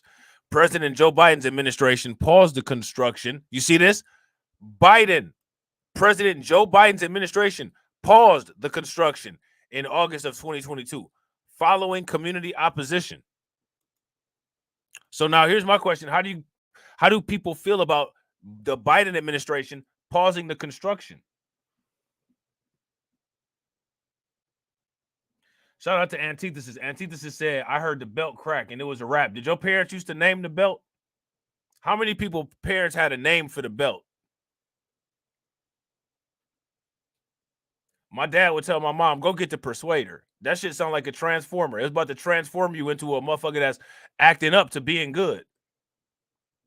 You know what I'm saying?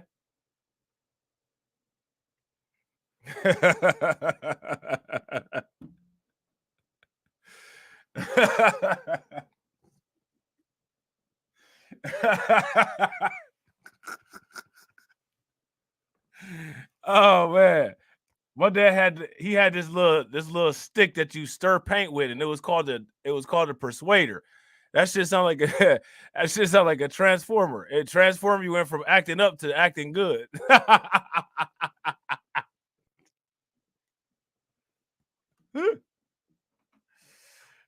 Oh man, that's crazy, man. What was wrong with people's parents back then? Now here it says, but it was announced early in January that construction would continue, with U.S. Customs and Border Protection agreeing to a lower part of a double-layer wall in the section.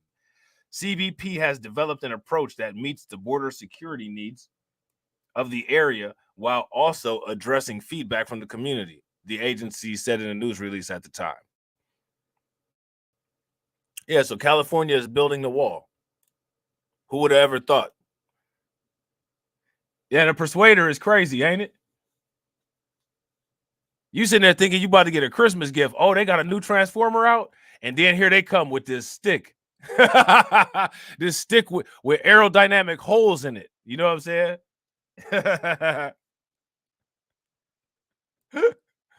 Oh man, you think you about to get a Christmas gift and you about to get Christmas whipped?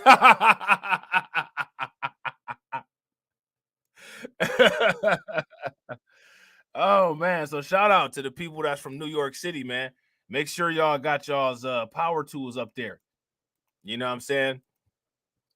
According to the people, they claim that it's a dangerous time in New York City.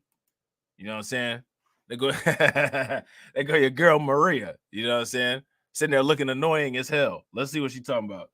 New York City Police Commissioner. He is the CEO of Guardian Group. Ray Kelly back with us. And Commissioner, it's always a pleasure to see you. Thanks very much for being here.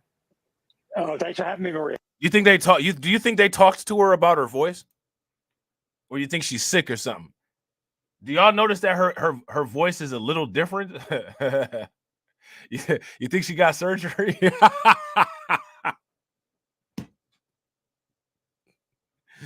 How many people notice her voice a little bit different? You think somebody took her in the office and talked to her about, hey, listen. You know, we're gonna have to make a couple changes. Think they gave her the speech? Joining me right now is former New York City Police Commissioner. He is the CEO of Guardian Group. Ray Kelly back with us. And Commissioner, it's always a pleasure to see you. Thanks very much for being here.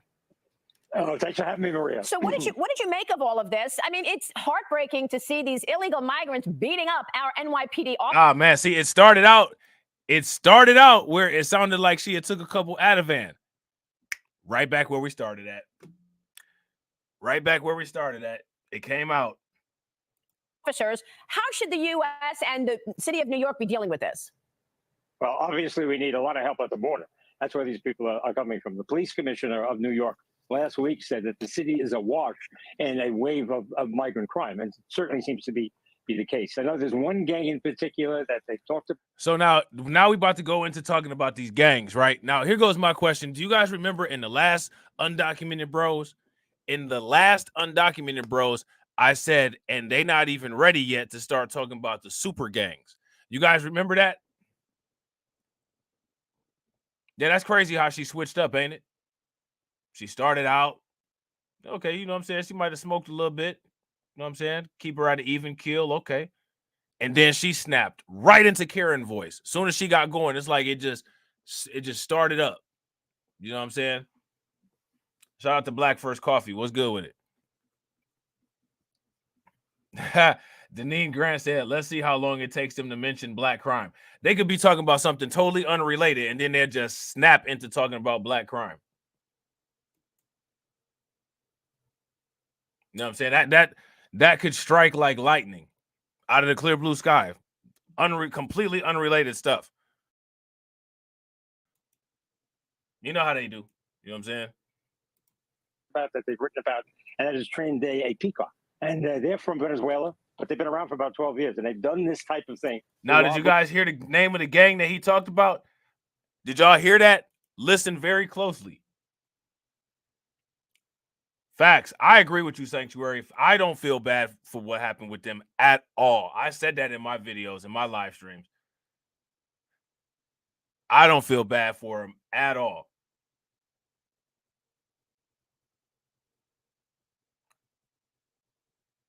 You know what I'm saying? Gang in particular that they've talked about, that they've written about, and that is trained a peacock. And they're from Venezuela, but they've been around for about 12 years, and they've done this type of thing.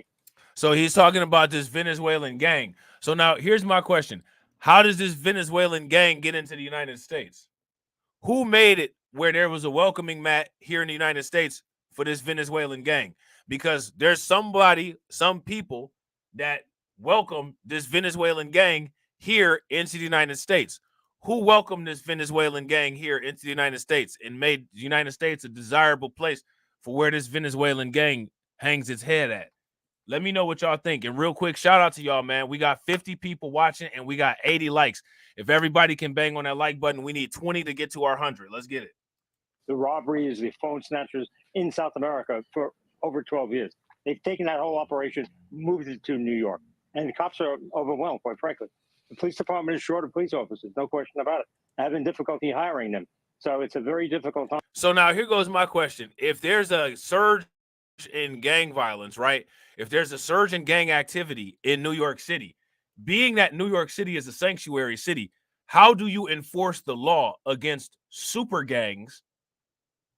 How do you enforce the law against super gangs who are undocumented in a sanctuary city?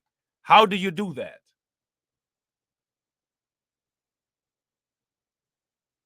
How do you do that? That's my question.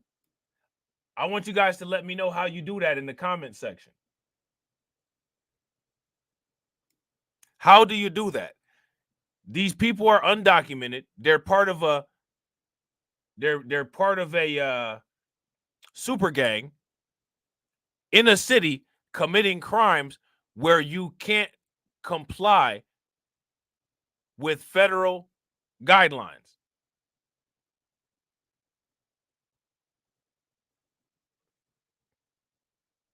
Let me know what y'all think. Shout out to DBB. What's good with it? To be a cop in New York City these days. Absolutely. And yeah. I don't see it getting any better anytime soon. Well, quite frankly, we saw this. Yep. Go ahead. I'm sorry. No, please continue. No, I was going to say we saw District Attorney Bragg let people go without bail. There was no reason to do that. They had no addresses. They had no roots in the community. Yet he let them go, and they went all across the country. So it's very frustrating for the cops. Now, shout out to hold on real quick. Shout out to Deneen, right? I want y'all to take a look at Deneen's comment. Deneen said the gangs have been around for 12 years. They put out the calls for new recruits.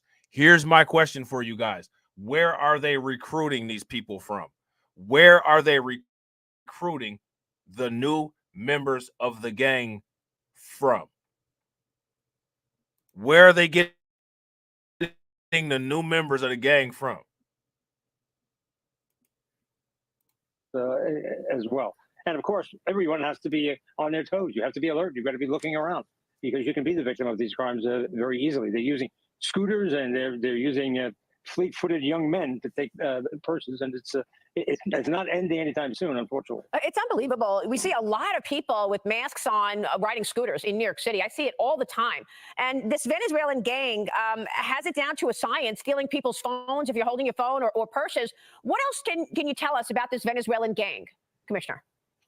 Well, we know that they're established in several South American countries, and they've been there for a while, say for at least 12 years. They've only fairly recently moved to New York, but they've moved that whole operation. They've moved their MO of stealing phones, sending them back to Colombia, having them cleansed and then sold.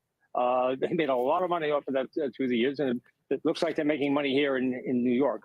Plus, they're stealing bags from women, riding on scooters that they'll pull up next to them, take the bag, take off, and they're gone in a flash. So we're gonna talk about where they're recruiting these gang members from. If somebody gets the answer right in the comment section, I'll let y'all know. But eventually we'll get there.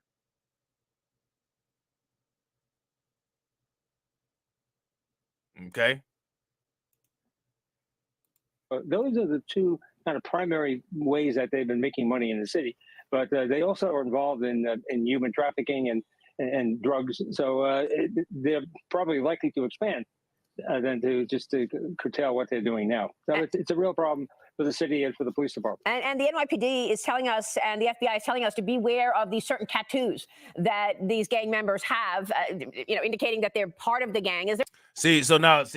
Shout out to Janine. You hear what your girl Maria said? I saw somewhere where the border agents have been instructed to look for tattoos. It was that annoying voice right there. Make sure you guys look for tattoos.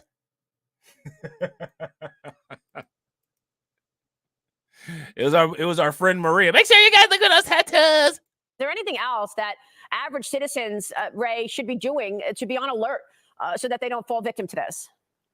Yeah, they have to look over their shoulder. They've got to be aware of their surroundings. They have to be aware if they're on darkened streets. If you look at the Roosevelt Hotel, which is sort of the center for migrants in the city these days, there's scooters all around that hotel. They're readily available for them to go and do their crimes. So you have to be aware. You have to be alert. Look at that, man. It's a dangerous time, unfortunately. And they sitting up there looking like a drill video. They sitting there looking like a drill. Looking like a drill smack DVD.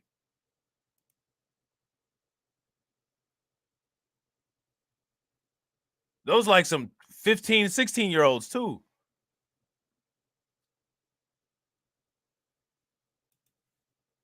And do their crimes. So you have to be aware. Hey, I'm waiting for Slim Jesus to come out and start rapping.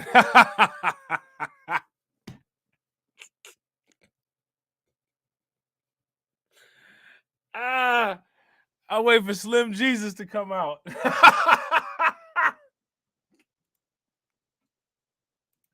You have to be alert.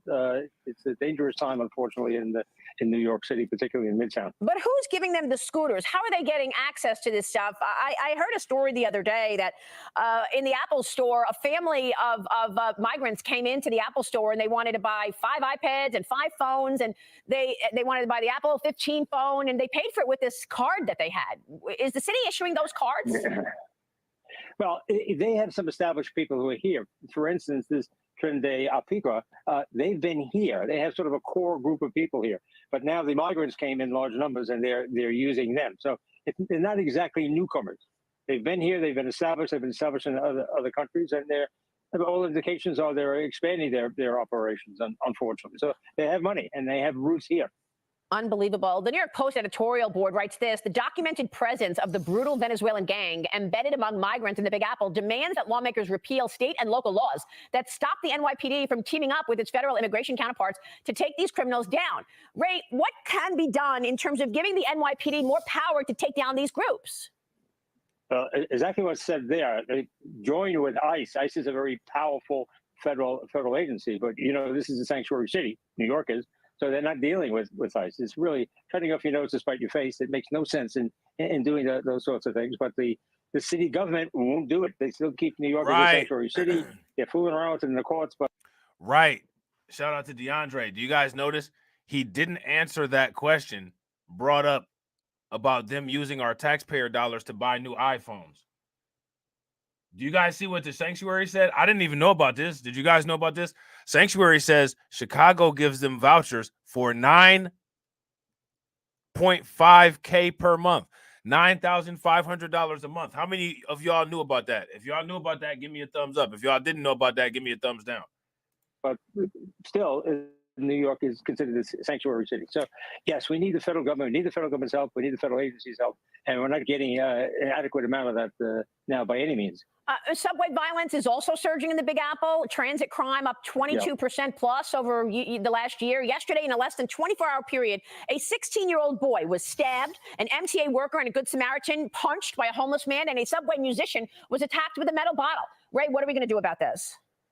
Well, the mayor drastically cut back overtime for the transit system. I assume that money is being taken for migrants, but that made a big difference in the subway. You saw much more of a uniform presence. They forgot to mention Jordan Neely being deleted by Daniel Perry. Or what's that dude's name? Daniel Penny.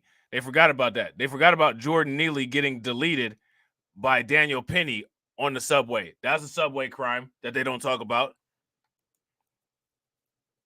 An innocent man getting killed by a heathen. They forgot to talk about that.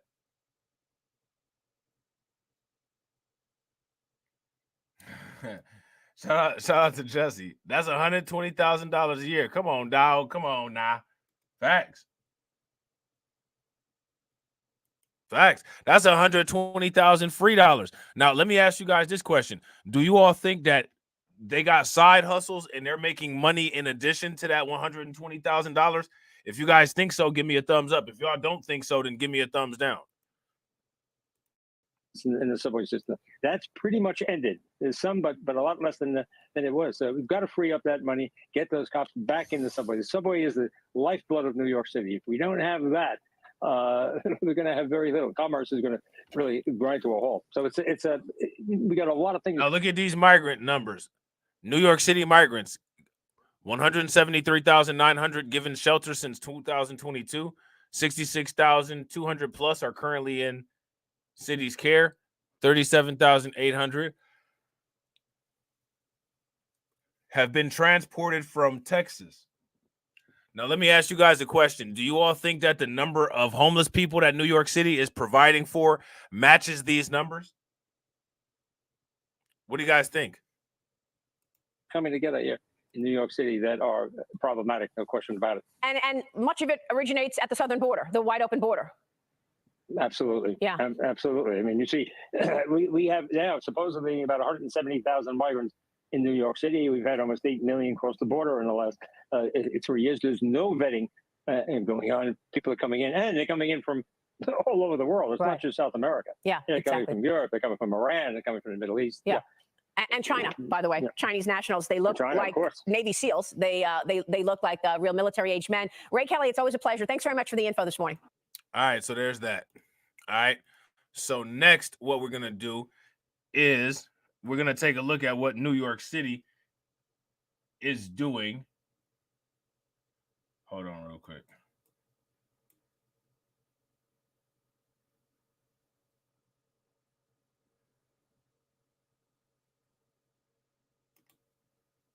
Hold on real quick. Give me 1 second.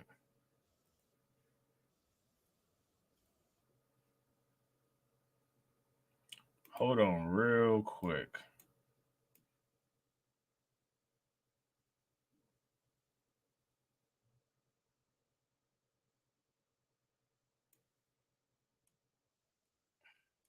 Real quick, y'all, if you guys haven't smashed that like button, please take a moment, smash that like button. Also, if you guys haven't hit that bell, make sure you guys take a moment and hit that bell. Next, what we're going to talk about is we're going to talk about these undocumented bros who attacked those police officers in New York City. Believe it or not, despite the fact that New York City is a sanctuary city, somehow, through some miracle, they found a way to get 5 of them and arrest them, and they're now on Rikers Island. Let me ask you guys this question. How did that happen? All but one of the 5 men who went before a judge here today are charged with assault in the 2nd degree. 508 of 24, Yorman, Reverend. One by one, they were brought before a judge, and one by one, they made the same plea. Not guilty. Those were the first 2 of 5 different men to appear before a judge. All 5 had been indicted in relation to the January 27th attack on an NYPD lieutenant and an officer near Times Square. The man in the first case, Yoman Reveron, came to court on his own, but left in handcuffs. $150,000 bail, in part because he's also been charged in a separate case of stealing. Next, Yohenry Brito. He was the man seen on NYPD body cam footage being arrested last month in the incident that resulted in the attack. He had been the only one allegedly involved who'd initially been held on bail, $15,000 worth, but it was paid this week by a church. That wasn't enough for the judge. Why did the church pay for his bail is my question. And let me ask you guys this question. Who else's bail does the church pay for? That's interesting, don't you guys think? A church or just some random church paying for their bail. Why would they do that?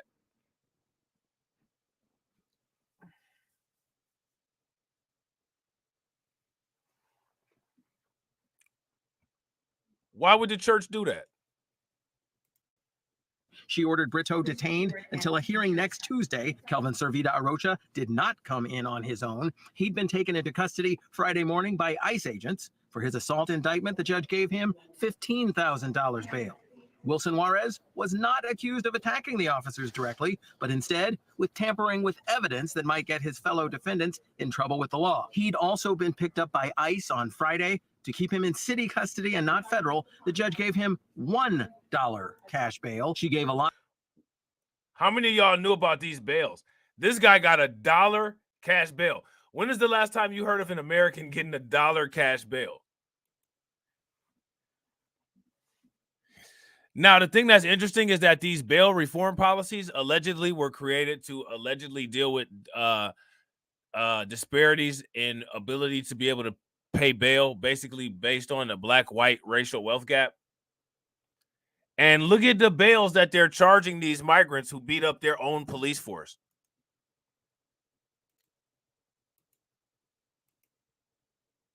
Into custody Friday morning by ICE agents. For his assault indictment, the judge gave him $15,000 bail.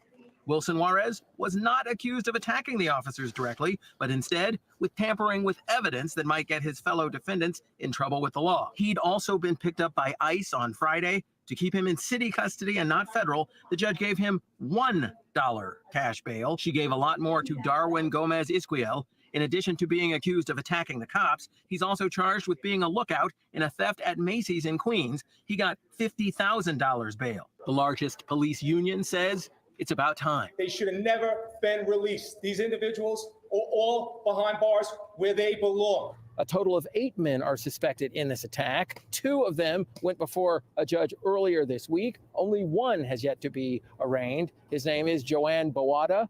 The 5 who were before a judge today are all having to come back in April.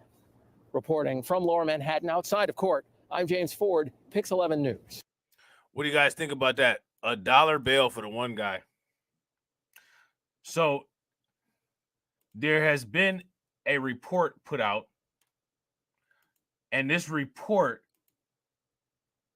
highlights what an ICE director said about the migrant, quote unquote, migrant crisis in New York City. All right. Now, let me ask you guys this question. Do you all feel that the migrant, quote unquote, crisis will lead inevitably to a imported crime wave if we can't say that it's done that already? If you guys think that that will happen or is happening, give me a thumbs up. If you guys think that that won't happen or is not happening, give me a thumbs down. 8:33, everyone, and state lawmakers pushing a bill that would force local law enforcement agencies to report to federal authorities every time that a migrant is arrested. Now, mind you, remember, they don't keep crime statistics on migrants. They do not record crime statistics on migrants. Now, here's the question, right? They could have done, there should always be coordination to get dangerous criminals away from the public. Would you guys agree? Why has it taken them so long to do this? 8:33, everyone, and state lawmakers pushing a bill that would force local law enforcement agencies to report to federal authorities every time that a migrant is arrested. Now, this in response to the recent wave of crimes involving asylum seekers. So joining us this morning is the head of the New York office for U.S. Immigration and Customs Enforcement, or ICE, Director Ken Janello. So good morning to you, Ken. Thanks for being with us. Outstanding. Good morning. Thank you for having me. All right, so let's talk about the... Let me ask you guys this question. Is this proof that these people live in their own reality, that these people make up rules as they go, and that they can't be trusted for anything? If this is proof of that, give me a thumbs up. If it's not proof of that, give me a thumbs down. How can they live? This is a sanctuary city, but they're breaking the rules of the sanctuary city using signatures. Shout out to BB Rodriguez and shout out to Vega. What's good with y'all? Make it make sense. Make it make sense. Does any of this make sense? Now, here's the question. If New York can do this, why can't Chicago do it? We've been said that they could do something like this. So why now?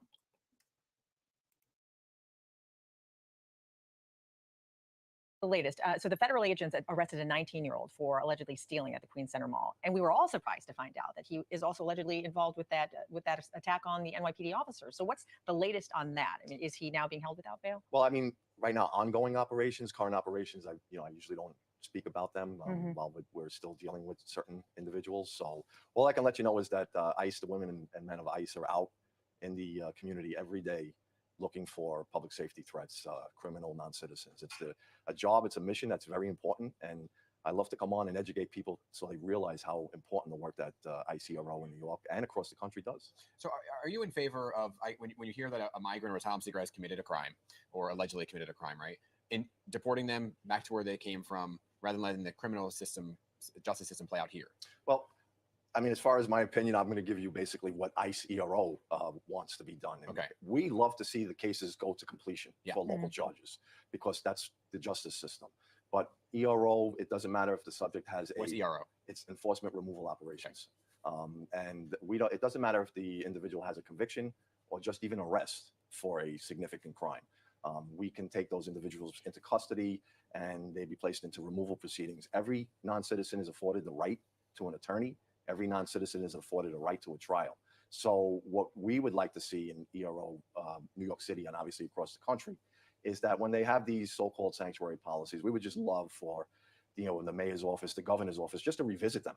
Yeah. I mean, we're here to help. We want to help, but So now here goes my question. This could have always been done. Would you guys agree? Like, there's nothing that changed that made them not be able to do this at the beginning of when all of these things started happening.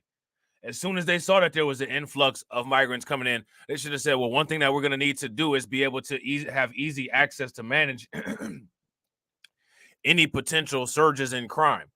They chose not to do that.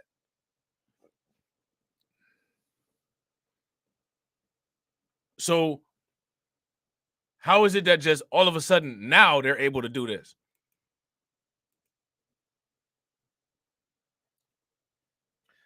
Shout out to Sanctuary. Sanctuary says, I'm not trying to support them in jail. Immediate deportation, period. Facts. If you guys agree with the Sanctuary, give me a thumbs up. If you guys disagree with the Sanctuary, give me a thumbs down and let me know why. When the policies go into effect, which they did, 10 years ago, and then additional ones about 4 to 8 years ago, it basically just stopped all of the cooperation between our law enforcement partners on the city and state levels. Yeah, can you talk about the coordination then when something like this happens So, between local authorities and the ICE? So unfortunately, in the press conference I had the other day, I had brought this up about, we have databases that let us know when individuals are arrested. Unfortunately, in New York City, there's hundreds of arrests each week. So we want to try and go after the most violent crimes, the most heinous individuals. And the ones from the other day that involved the attack on the NYPD officers, we didn't know about it, but we found out it through the media. Wow. And as a law enforcement agency, I mean, we're supposed to be collaborating with our law enforcement partners, and it would be so much easier if we were just contacted or called. I mean, there is these issues that arise here in New York about our detainers, ICE detainers, because of the sanctuary policies that have been put in place. NYPD, Rikers Island Department of Corrections does not honor our detainers. And every one of our detainers is accompanied by an administrative warrant. And this is where some of the semantics come into play between state law and federal law. So the state entities basically say, well, if you give us a judicial warrant, which is signed by a judge, a U.S. magistrate, or a criminal judge, Yeah. we'll release the individual back into your custody. You know, it sounds messy. It is, because we have the authority. We provide them with administrative warrants that are authorized by the INA, which is the Immigration and Nationalization Act, and 8 CFR, which is the Code of Federal Regulations, which grants us the power to issue these detainers and these warrants. So, but just so I'm clear, right? Because you said that you want the criminal justice system to play out fully, which means that those arrested for the Times Square system would go to. Real quick, ladies and gentlemen, shout out to CyberDean100. Make sure you guys show him some love. Throw some radiation emoji in the chat for the 1999 super chat. Definitely appreciate it. Make sure y'all show him some love. Appreciate you, CyberDean. To a court and get heard by the judge, and then the system would play out. If they're found guilty, they would get deported via ICE. True. I mean, but if they were released, we would take them into custody if they were cooperating with us. But still let the trial play out. Absolutely, because we can work with the local authorities. When we have individuals in our custody, they can provide us with writs where they writ them out of our custody and they bring them to. So the warrants that you held that press conference with you, I watched it with Nicole Maliotakis and other Republican leaders. We're calling for these warrants to be issued. We're giving back the power to the city to let you guys have these warrants. What's not taking place? Well, but the sanctuary policy is in place. First of all, there's no cooperation, so there's no contact or collaboration between, local law enforcement, NYPD, and ICRO.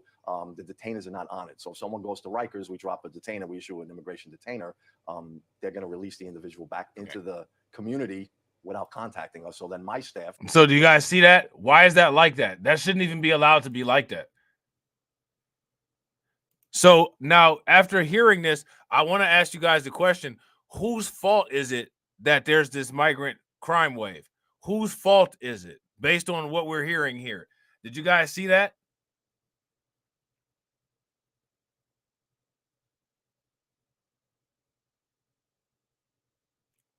Did you guys see that? And real quick, shout out to Hurricane IQ with the $9.99 super sticker. Make sure you guys show Hurricane some love. Throw some radiation emoji and some ducks in the chat for Hurricane IQ. Definitely appreciate it, bro. Look at this. People should not be confused as to where all the dysfunction and the breakdown occurs. Shout out to Alonda. What's good with it, Alonda? There shouldn't be any confusion. Like, this stuff is very simple to look at and break down. And people are asking all these questions like this is some type of complicated operation. It's not. This is as simple or as difficult as people want to make it.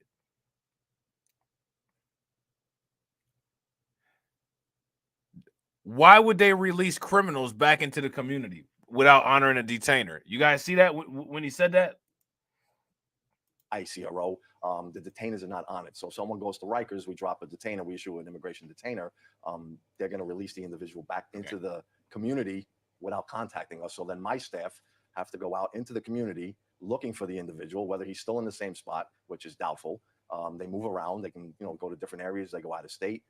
So number one, the quickliness and the timeliness of trying to apprehend them is gone. We're behind the 8 ball now because they've been released out into the field. So what would you say needs to be done so that it's a much more efficient process? Look, I mean, I would love to sit down at the table with the New York City mayor, the office, city council, the governor's office. We just want them to revisit the policies so we can take these violent criminals into our custody and they're not out at large in the community, and they could go through immigration proceedings at that time. And we could still honor the local proceedings if they so wish to have it continued.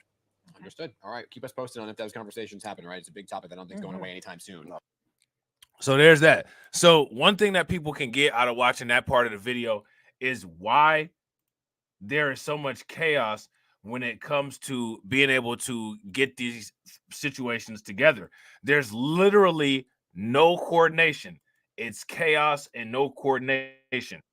Now, here's the thing. We still got the issue between the Texas government and the United States federal government with the razor wire and more states have sent National Guard to the Texas border. Let's check it out. The Indiana National Guard is preparing to send troops to the U.S.-Mexico border in Texas next month.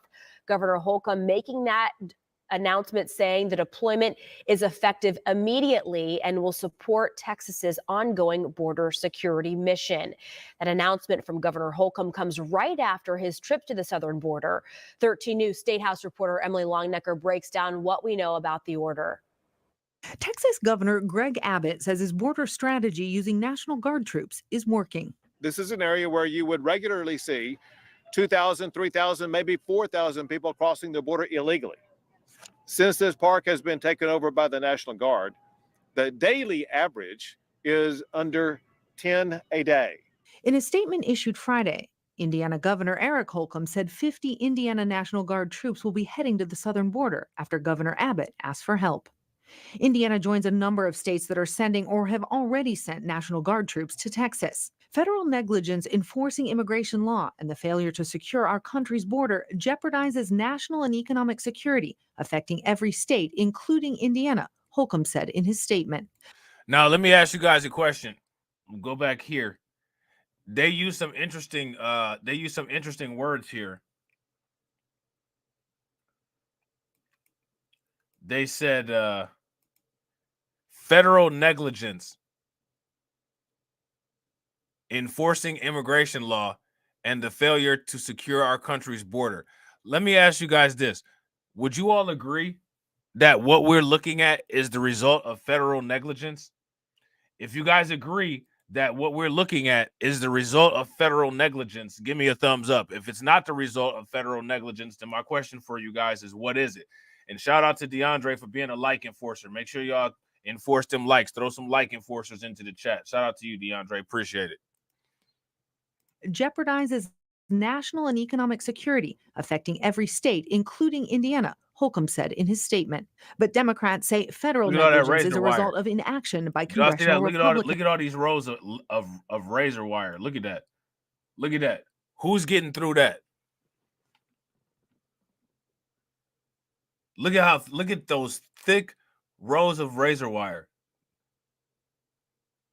That's fascinating. That's wild. But Democrats say federal negligence is a result of inaction by congressional Republicans. Holcomb's decision comes days after a bipartisan bill to address border security died in the Senate, with both of Indiana's senators voting no during a procedural vote that would have brought the bill to the floor. The border security bill was criticized by former President Donald Trump.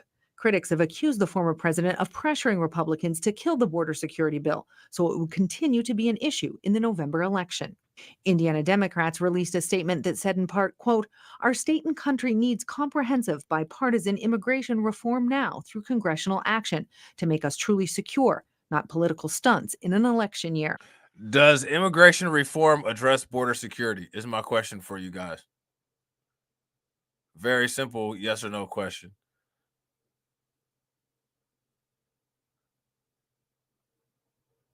Are immigration reform and border security two separate issues, or are they synonymous? See, because again, you got to pay very close attention to the way that the media is talking about this. They're using misleading language. Indiana Republicans released a statement on the governor's decision too, which said in part, quote, 71% of all Indiana overdose deaths from 2021 to 2022 were from synthetic opioids like fentanyl, which largely come from the southern border. Hoosier Republicans stand with Governor Holcomb and appreciate his leadership. According to the governor, the soldiers from Indiana will start getting ready for their mission immediately, spending 1 week in training, and will arrive in Texas in mid-March, where they'll stay for 10 months. We reached out to the Indiana National Guard to ask how much sending guardsmen to Texas could cost. We were told by a spokesperson via email that the state has the funds to support this mission and that the final number could change depending on the length of the deployment. We also reached out to Governor Holcomb's office for further comments on this decision. He was not available for comment. At the Indiana State House, Emily Longnecker, 13. All right, so there's that. So aside from Indiana, there's other places that are sending National Guard to the border as well. How many people knew about all of these states sending National Guard to the border? Now, here's my question. Why do you think that ABC and NBC and CBS aren't covering the National Guard deployments to the border? What do you guys think? Members of the Utah National Guard, as well as Utah Highway Patrol, will soon be heading to the Texas border with Mexico. Utah Governor Spencer Cox made that announcement. You guys see that? Utah National Guard and Utah Highway Patrol will be going to the border.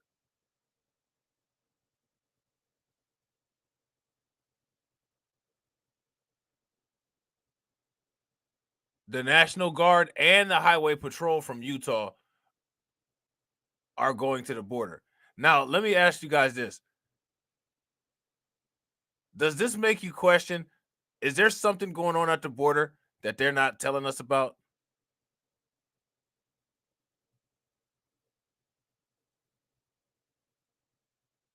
If you guys think that there's something serious going on at the border that we're not being told about, give me a thumbs up. If you guys don't think that that's the case, then give me a thumbs down.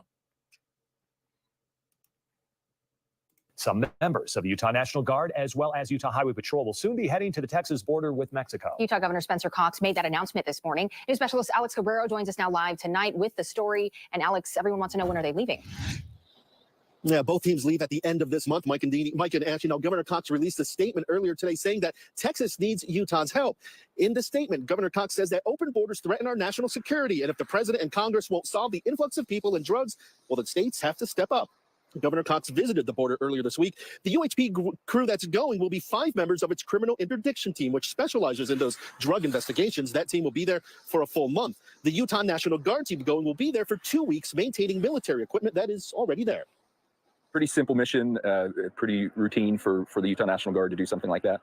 And it's exciting for us because anytime that we get to go and actually do something rather than train to do it, it's exciting for us. The Utah National Guard says they are just doing their job and staying out of the politics of it because the border is certainly a big one right now. Texas's governor has been sending migrants to cities like New York, Chicago, and Denver, saying other states need to know what it's like dealing with the huge amount of people crossing the border. Diane Lewis, Utah's Democratic Party chair, also released a statement on this, saying this is just the latest in a long line of recent actions by Spencer Cox that prove he is more interested in playing political games than getting important things done for the state of Utah.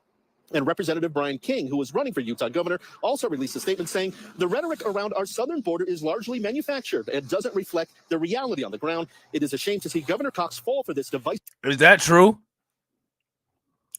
The rhetoric around our southern border is largely manufactured and doesn't reflect the reality on the ground.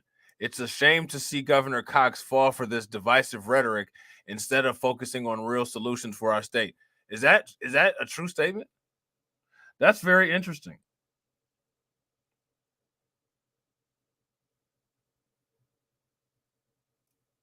Do you think that Eric Adams would agree with what Representative Brian King is saying there?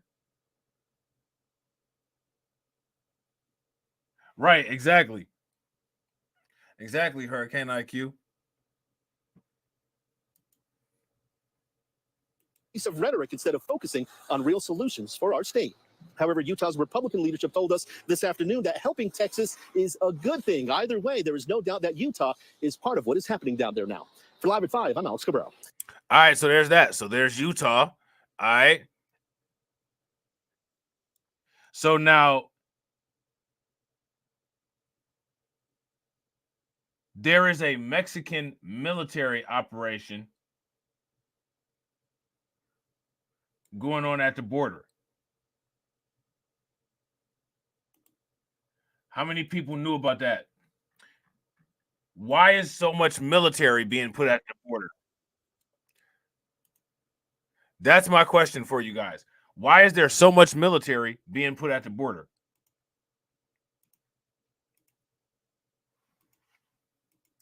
We just heard a Democrat lawmaker from Utah sit here and say that all of this is fake news. Literally, my entire undocumented bros playlist on YouTube across all my different channels is fake news. Retired ICE Special Agent Victor Vila. Victor, so great to see you. First of all, what is your reaction to seeing these smuggling routes? How do they differ maybe from what's been done in the past? Well, I'm very familiar with these smuggling routes as I used to work in Mexico and help enforce the alien smuggling that we call and human smuggling and human trafficking. And it really hasn't changed much, let me tell you. It's still the same country. As a matter of fact, it's been facilitated by some of these countries, just like Corca's report pointed out, that some of these countries like Nicaragua and Ecuador have lifted their visa requirements, making it easier for these other migrants coming from African nations, China, to make it through there and straight into Mexico. I investigated and took down a lot of Afghan smuggling routes that come and end through Mexico, as well as Chinese nationals. But the big difference here, I want everybody to understand, is that there was enforcement by the U.S. government, something that we're not seeing happening right now. We talk about the gaps there at the end of the wall, but the reason why they're coming there is because they know that there's no restraint from the U.S. government. There's no holding them back. So now, again, like all of these ICE agents and former ICE agents, they all keep saying the same thing. They literally all keep saying that there's no enforcement from the federal government. So now my question is, why is there so much silence around people asking the federal government to enforce the immigration laws? Why are there not more people asking that question? Do you guys think that that's something that people need to be saying? Biden is sitting up there talking about a bill being passed, and everybody else is saying we need the laws to be enforced.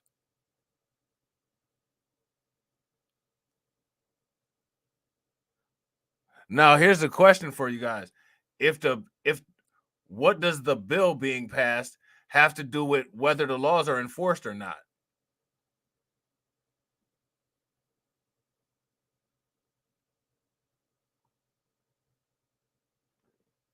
Is enforcement of the border policies contingent on any of those bills being passed, or do they need to just enforce the laws? Let me know what you guys think. And so that's why they continue to do that flagrantly. You know, and Victor, how does the U.S. stay on top of this when we know that the methods are constantly evolving, sometimes becoming more covert? But as we just saw there, I mean, it's pretty overt. It's right there in the open. And that's a great point because, by the way, we still have the smuggling, the covert operations of thousands of people that want to come into the country completely undetected. But to your point, it's very obvious they're not covering anything up here. They're literally walking into our border because of the lack of enforcement, and that's what I think we need to go back to. Now, Mexico's trying to do something here, and this has to do with the deal that the Biden administration made with the Mexican government. They never revealed that secret deal that they made. They never made it public to the American people, but we can see with our eyes what is happening, the reduction of people coming to the border. Now, here goes my question. That Democratic lawmaker from Utah that was saying that this is all misinformation. Here's the real question, right? If this all is indeed misinformation, then why is the Mexico government setting up military installations in order to try to stop illegal immigration? Why is the Mexican government doing anything if this is all misinformation? Somebody make that make sense. Does that make any sense? And real quick, shout out to everybody that's watching. I appreciate each and every one of you guys for coming to check this out and tune in. We got 62 people watching and we got 93 likes. We need 7 likes to get to that 100. If everybody can bang on that like button. If you guys have not shared the stream to your social media, make sure you guys take a moment, share the stream to your social media. Also, make sure that you guys follow me on my social media. That'd be great. But I'm afraid that it might be politically motivated, both on the Mexican side and the U.S. side, as both countries are looking at election cycles this year. Yeah, politics, so many times plays into so many things. Does the U.S. need to ask? So now, if this is misinformation, right? If this is misinformation, then we got to ask the question, why is it that the sides that want to improve how they're looked at are taking more aggressive action on dealing with the border? Now what we see is the Democrats, the liberals, left-leaning sides, those sides are moving towards more aggressive border action.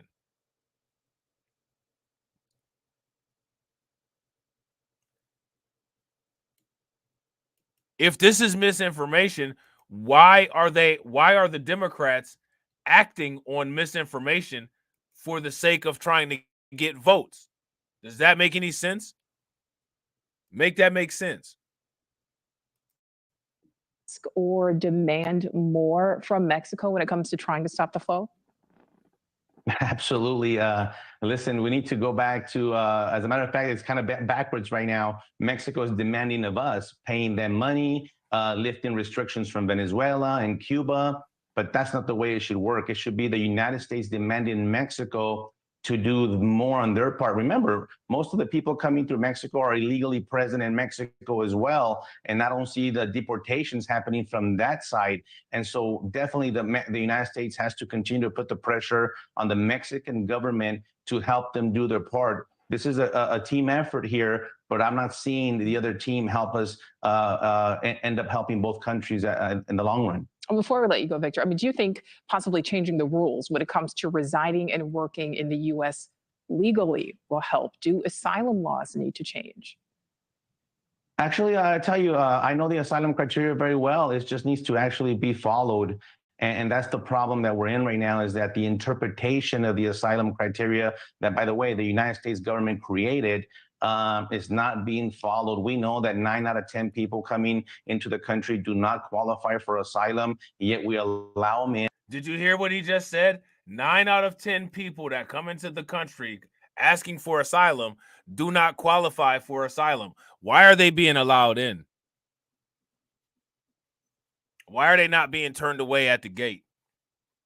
Did you guys hear that? 9 out of 10 people that attempt to enter the United States for asylum do not qualify. 9 out of 10. That's 90%. Actually be followed, and that's the problem that we're in right now, is that the interpretation of the asylum criteria that, by the way, the United States government created is not being followed. We know that 9 out of 10 people coming into the country do not qualify for asylum, yet we allow them in, and they roam around in our country. We might never be able to see them again. And the ones that do might end up showing up to a court date 5, 7, 10 years from now. And that's not the way the asylum system is supposed to work. We need to be able to investigate these credible fear cases, if in fact they even qualify for that credible fear status. But we must do it while they remain in Mexico, not while they're already allowed in the U.S., because we've seen the problems that it's causing, not just in Texas where I'm at, but in the entire country. North Carolina, look at what's happening in Denver. Just got back from Baltimore. It's happening everywhere in our country. And now U.S. citizens from across the country. Let me ask you guys this. If this happens in all of the major cities in the United States, how is that going to work? How is that going to work for the United States with this going on in every major city?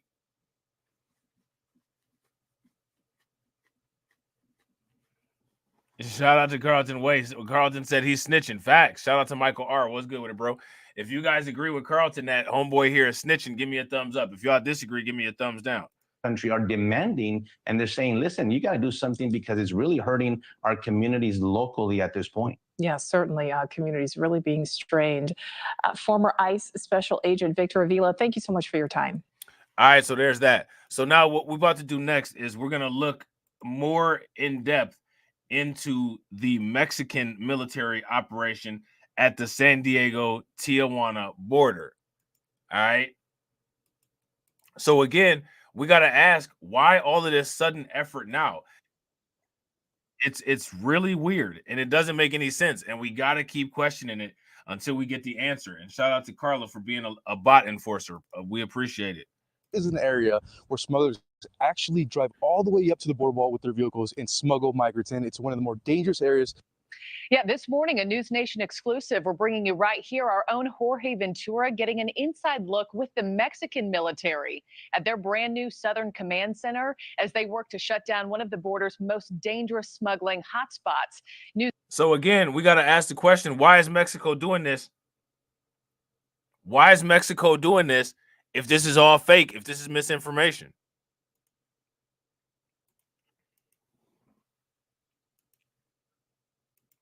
News Nation takes you on this exclusive ride along with some of Mexico's most elite military troops as they patrolled this hotbed for human trafficking. Jorge, I understand you got some incredible video of these cartels smuggling Chinese migrants over our border. Yeah, that's right, Marky. And from where I'm standing, just right across from me, armed smugglers have full control of the territory on that Mexican border. And we got a first-hand look. Take a look at this new exclusive video obtained by News Nation that shows smugglers in SUVs driving right up to the border wall and smuggling Chinese migrants through open gaps. You can also see armed men on motorcycles riding up and down the border, serving as lookouts for the cartel. And these scenes are nonstop in this area of the border as smugglers. You guys see how organized it is?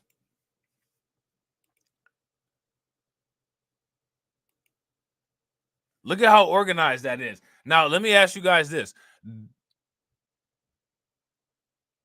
With this kind of stuff going on, does this imply that military action is absolutely needed at the border? Does this imply that military action is absolutely necessary at the border? Let me know what you guys think. Mexican border, and we got a first-hand look. Take a look at this new exclusive video obtained by News Nation that shows smugglers in SUVs driving right up to. Facts, exactly. Shout out to y'all. Make sure y'all throw some liking forces into the chat so y'all already know what's next. We got to get to that 125. Let's get it. The border wall and smuggling Chinese migrants through open gaps. You can also see armed men on motorcycles riding up and down the border, serving as lookouts for the cartel. And these scenes are nonstop in this area of the border as smugglers are making up to hundreds of thousands of dollars a day, smuggling migrants from all over the world. A major reason why we are seeing a massive Chinese surge in this area is because cartels can make up to $35,000 smuggling a Chinese migrant into the U.S. And it's the exact same reason why the Mexican military says they want to shut down these smuggling operations as soon as possible. But in this remote area of the border with no resources and rough terrain, smugglers have the advantage. They know the lay of the land and every route that leads to the U.S. border wall. The hills give scouts an ability to always be watching who's coming in and out of this area and to keep track of Mexican military's movements. Even the ranches here are paid off by the cartel to serve as lookouts. News Nation spoke with David Perez Tejeda at the new base camp, delegate of the National Migration Institute in Baja California, who says taking on criminal smugglers is a massive uphill battle. We are at high risk in these areas. There are armed people, many of whom who are linked to criminal groups, and that is why we must be careful. Obviously, there's a struggle because they leave traps on the roads, they leave punctured tires, spiked wires, and rods to puncture our tires. They have all kinds of devices and trucks, intelligence, and people they paid off. They are watching us. At this moment, motorcyclists may be watching us from a hill with binoculars. This area has become a popular crossing point for Chinese migrants. So do you guys remember there was that 60 Minutes documentary and the CBS article? The CBS article showed this very part right here, where all of the Chinese migrants were getting through. You guys remember that?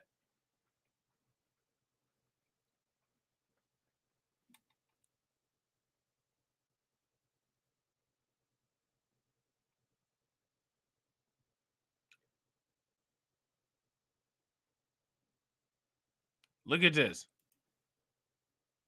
In recent months, sources in Mexico telling News Nation that criminal smugglers in Mexico are selling Chinese citizens a package trip to the U.S. border. Chinese migrants pay anywhere from $20,000 to $35,000 to coordinate their travel and flights in hotels all the way to the U.S. border. So they got a whole vacation package. Did you guys hear this? They have a whole organized vacation package.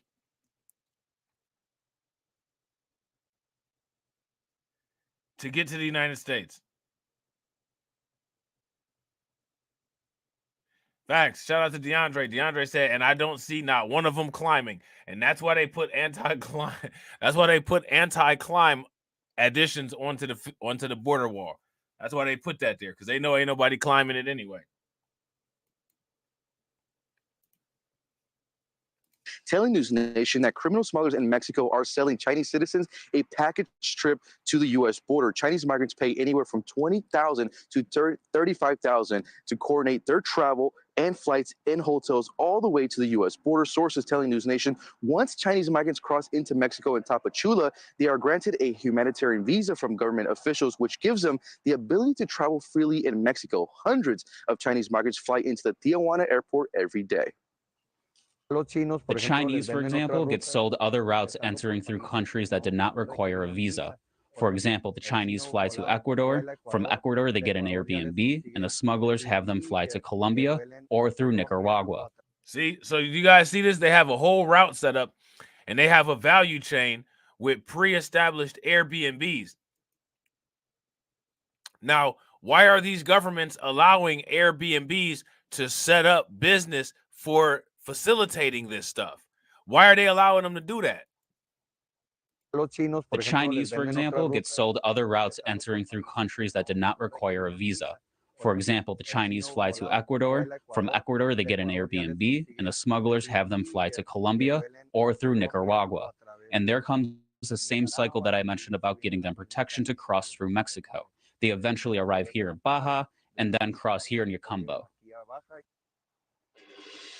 And Marky, when I asked the Mexican officials, is this a long-term operation or a short-term operation? Because in the past, we've seen Mexican military here on the border for 2 or 3 weeks, and then they leave, and then we just continue to see that migrant surge. As of right now, Mexican officials say this is a long-term operation. They're actually going to be setting up a second base camp at another location with an open gap after shutting down a very popular smuggling location in Jacumba Hot Springs. It's just amazing to see the footage that you were able to get, Jorge, and see how it happened, from start to finish. I have to ask, were you nervous riding around for this exclusive? And also, why did the Mexican military give you access? Marky, being on that side in just such a remote area, it was eerie because there were lookouts just tracking our movements.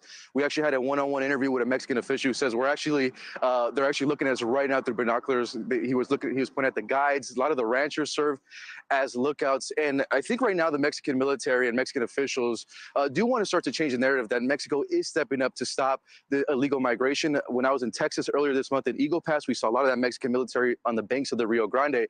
But I have to say, Marky, here in Tijuana, I would have to say this is the strongest force that I've ever seen. I mean, they're actively on the ground. They're working with Mexican National Guard. They're also doing rescue operations. But they say this is a long-term operation, and they're going to continue to shut down those open gaps and stop Chinese migrants from entering the U.S. illegally. Well, I know you worked your... So now here goes my question. Are they only stopping the Chinese migrants, or are they going to apply this to all the migrants? Because if you ask me, yeah, they definitely need to stop the Chinese migrants, but this needs to be done with all the migrants, not just the Chinese. Would you guys agree? If you guys agree, give me a thumbs up. If y'all disagree, give me a thumbs down. Sources to get embedded with them. Thank you for bringing that to us as something we all need to see. Jorge Ventura live at the border this morning. Thanks. All right, so there's that. All right, so now next what we're going to talk about is the gang concerns. How many people remember me saying I haven't really heard anybody talk about the super gang?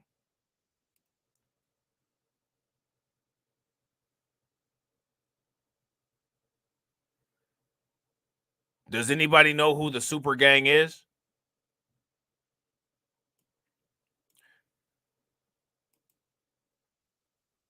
If you guys know who the super gang is, give me a thumbs up. If y'all don't, give me a thumbs down. Shout out to Edward Berry. What's good with it, bro? We about to check out the super gang because this is important.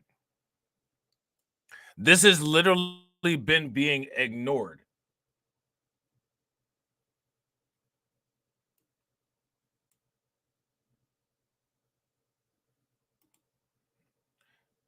Now, there's a video here that I might not be able to get to. And if I can't get to this particular video, we're going to definitely get to this video by midnight. And it'll be on BLR 2. All right. How many people in here are subscribed to BLR2? If you subscribe to BLR2, give me a thumbs up. If you're not subscribed to BLR2, give me a thumbs down. But people really need to pay very close attention, and people need to know about this super gang.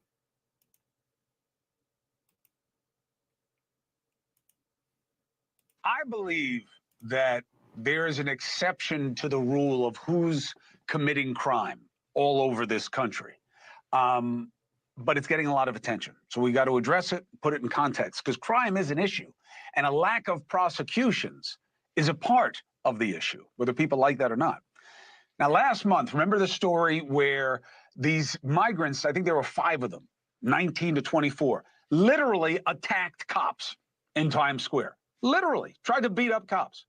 And then they let them out with no bail, which goes to a change in prosecutorial, let's say, mentality, because it's not really philosophy, that I believe is attributing to the problem. Today, 5 of those men were arraigned and sent to Rikers, okay? At least 2, now, here's the story, belong to a notorious Venezuelan street gang known as El Tren de Aragua, okay? How many people heard of El Tren de Aragua?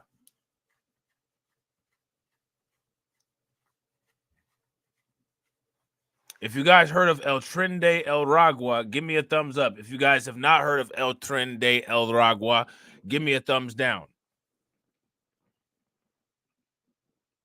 Shout out to DeAndre. If you're not subscribed to BLR2, DeAndre just put the link in the chat. Make sure you guys take a moment. Hit that link that's DeAndre just put in the chat.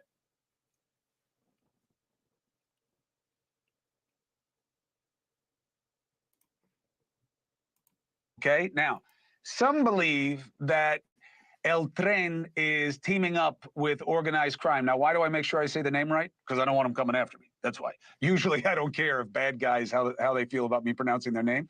But with these guys, you know, you got to be careful. So they are creating super gangs by having different criminal organizations come together. This is true. But is our problem here in the— Now, just so everybody knows, and you guys know this, all you got to do is if you watch the replays and look at the date on the video, I was the first person talking about the quote-unquote super gang. I was the first person talking about that before New York Post, before News Nation, before The Hill, before Fox, before any of them. I was the first person to say that. You know what I'm saying?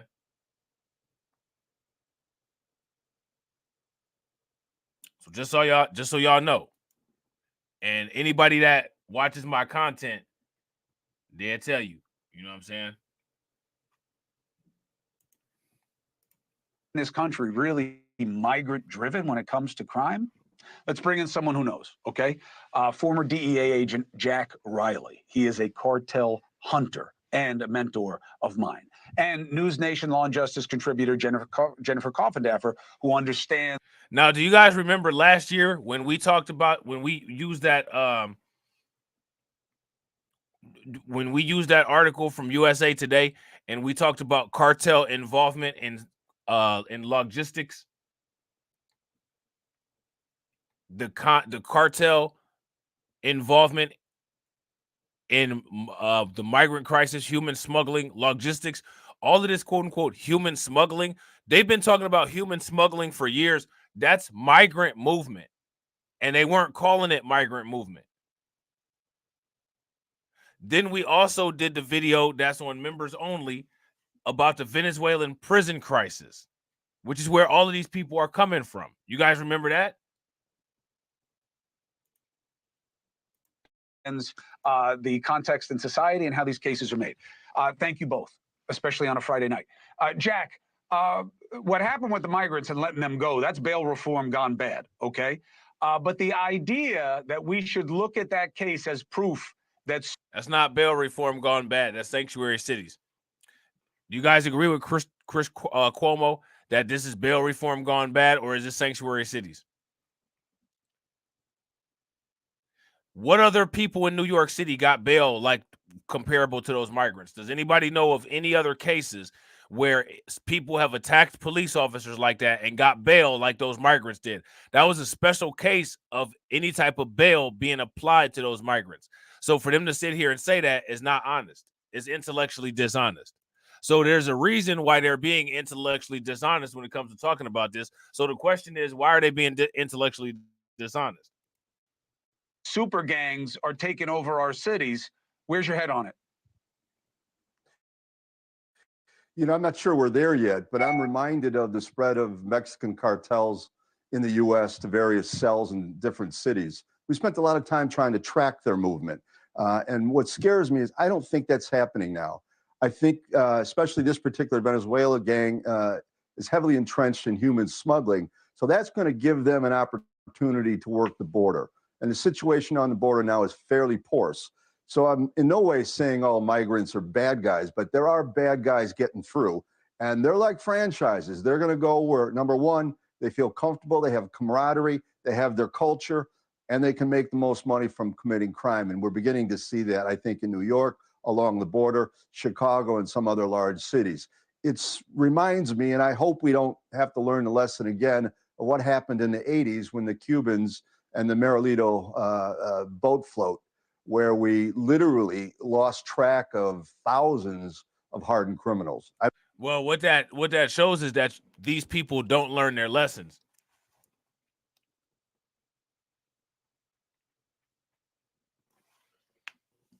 Shout out to Edward Berry. Yo, if somebody in the chat could grab the link to that Venezuelan prison crisis video for Edward and drop it into the chat, that'd be great.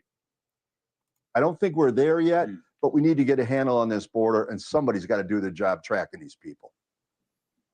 Jen, as you know better than I, illegal entrants, other than the illegal entry, tend to be under the radar when it comes to criminality because they're afraid of getting thrown out of the country. So usually their criminality is lower than the civilian population.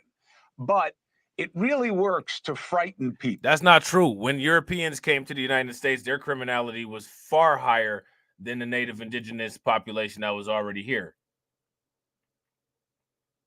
They were behaving offensive, they were speaking offensive, and they were smelling offensive. Would you guys agree? If you guys agree, give me a thumbs up. If you guys disagree, give me a thumbs down. So for him to sit here and rewrite history like this and act as if this isn't a real thing, this is not true. Shout out to Michael R. Michael R. just dropped the link for that video into the chat for you, Ed.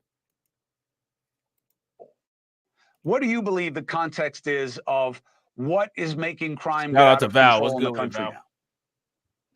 Well, I think why it's getting out of control in part is certainly this influx. And I'm just saying in part, it certainly can't be blamed for all the crime we have, but particularly the Tren de Aragua I like the rolling of the R's you did as well. Yeah, you're afraid the of them too. train You got to say as- their name right because Jack can't protect both of us. I'll tell you that right now. Go ahead. No. The Tren as it snows. The reason that I'm so concerned about this is learning from history. Particular Mara Salvatrucha, MS-13, it's better known as, or TRACED. These gangs that originated from the South are very dangerous. And this particular gang is actually, the head is Nino Guerrero. And he is in prison in Venezuela, but gets to get out and run things from the prison. The prison is really more of a safe haven for these gang members. So again, we talked about the Venezuelan prison system last year.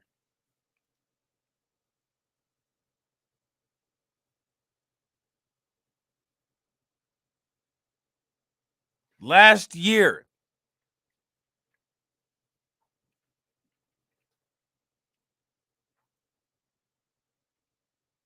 Here's my question for you guys. What is the mainstream media's excuse for just now putting this together? What is the mainstream media's excuse for performing at levels slower than a single individual that simply creates YouTube content? What is their excuse when they have millions of dollars at their disposal? Yet people still use this nonsense as legitimate and timely information. I keep telling people that it's not. And the concern I have is how well organized it is. They communicate on WhatsApp. How long have we been talking about the organization? While they were sitting here saying that these people were poor they were saying that these people were poor families just trying to get into the United States, and you know, this migrant crisis and all of these people walking. Remember when they would show all of the caravans, and I kept saying there's something outside organizing this. There's something outside that is very organized and sophisticated that is facilitating these logistics, because people can't even get a birthday party together with 20 people. But there's thousands of people walking in unison in a jungle in South America. Make it make sense.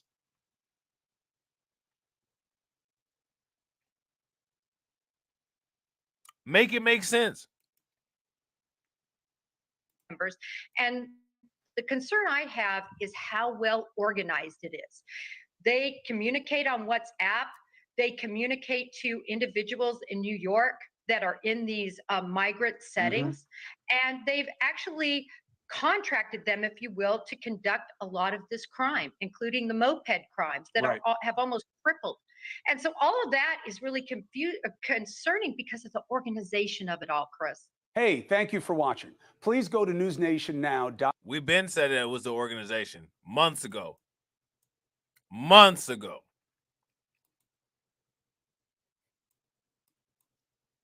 Months ago, we said this. Now, what we're going to do real quick is, a lot of times when you use the opinionated news, it's a little bit less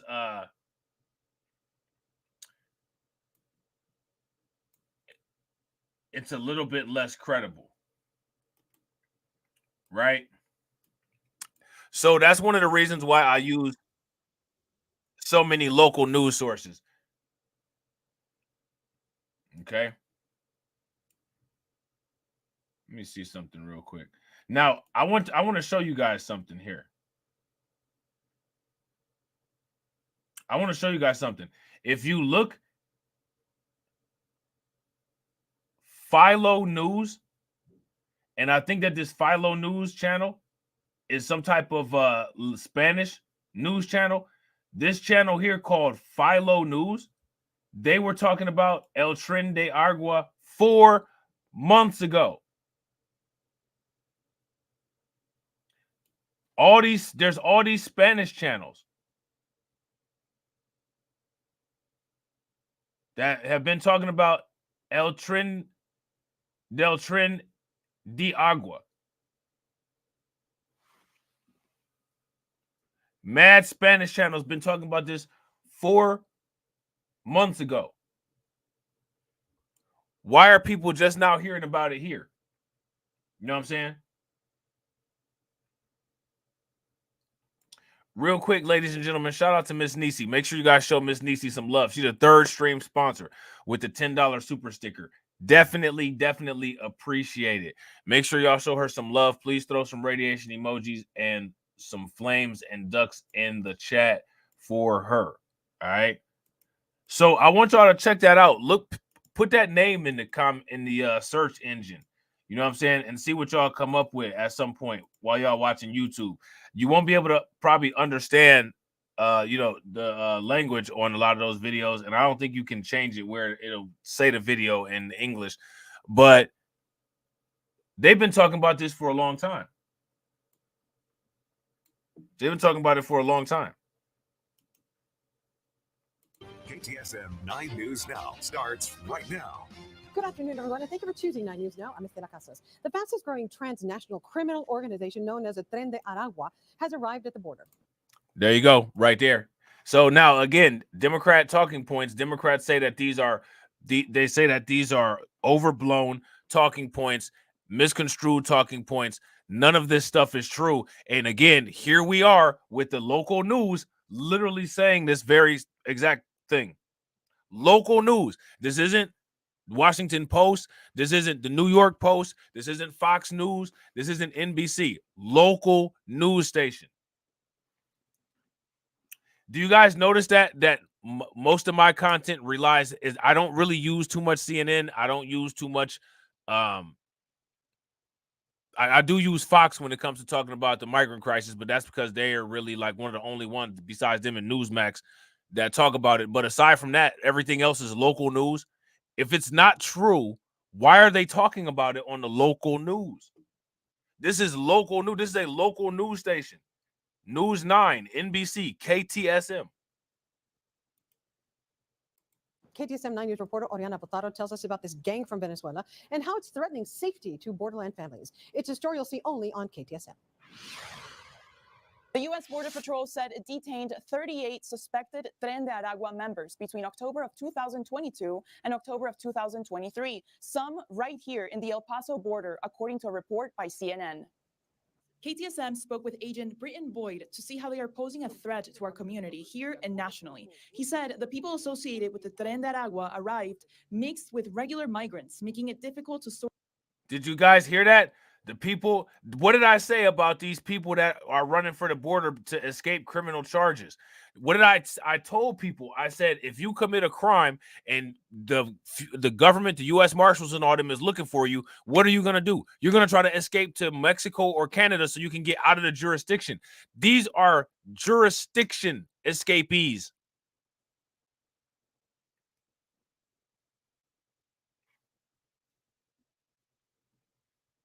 These are jurisdiction escapees. Would you guys agree? If you guys disagree, then give me a thumbs down. These people probably pay a higher price in order for the cartels to mix them into these groups of legit asylum seekers, and they pass right through blending in. If you guys would agree with that, let me know. Give me a thumbs up. If y'all disagree, give me a thumbs down. Spoke with Agent Britton Boyd to see how they are posing a threat to our community here and nationally. He said the people associated with the Tren de Aragua arrived mixed with regular migrants, making it difficult to sort them out as they arrive into the United States. When they come to a new place, they do it oftentimes through immigrant pathways, taking advantage of people from within their own community. Tren de Aragua gang members who are identified are put into prosecution pathways for 1325 illegal entry into the United States. And the reason why this is such a big issue for El Paso residents is our location on the border, a de facto hub for Venezuelan migration. I also spoke to former Texas Border Patrol agent Amon Blair, who says the Tren de Aragua uses extortion to fund their organization, going to local migrant-owned businesses and extorting money from them. He was very concerned with how little is known about this criminal organization in the. So now these people go directly to migrant communities and extort their own businesses, but nobody says we in the migrant community need to deal with this. This is a bad look on us in the migrant community. We're robbing our own communities. Nobody says that. They don't even frame it like that in the mainstream media. But as you guys can see, they specifically go to their own communities to rob and pillage. They specifically do that.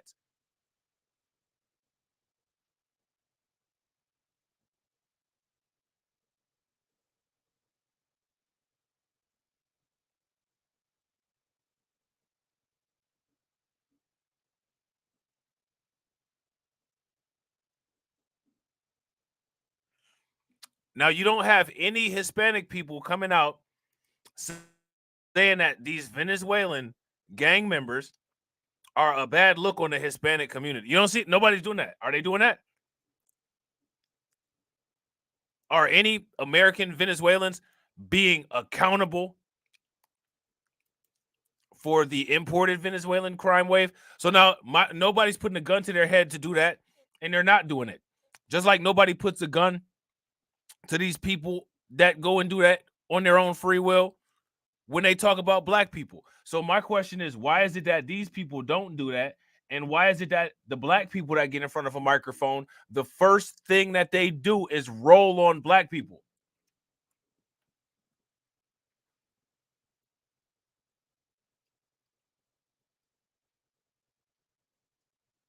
Why do black people do that?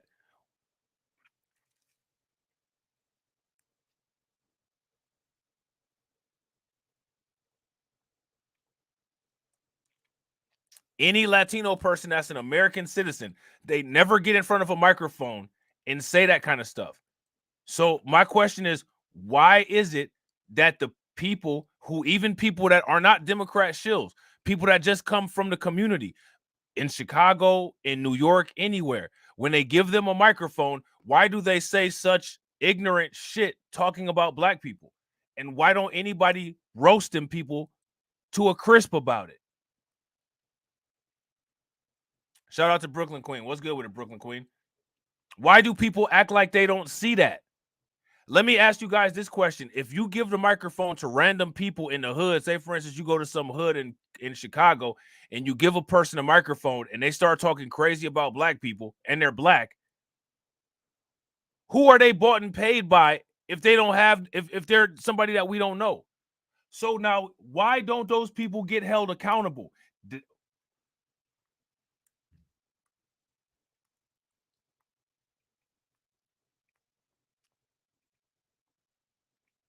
That's my question.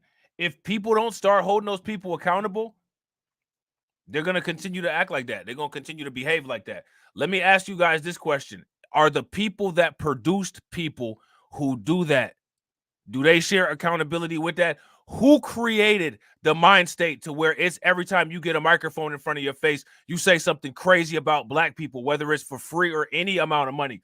Who facilitated that? Who made that okay? Who made that the flex? Who made that the move?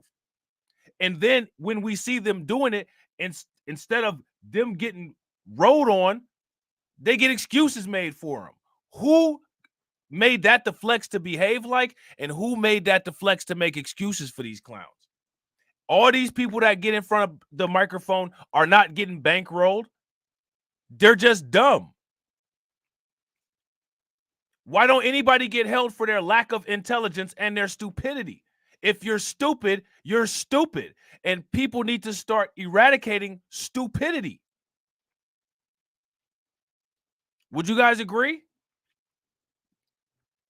Shout out to Dub 3000 for becoming a member. I appreciate it. Make sure you guys show Dub 3000 some love. We're moving towards 200 members.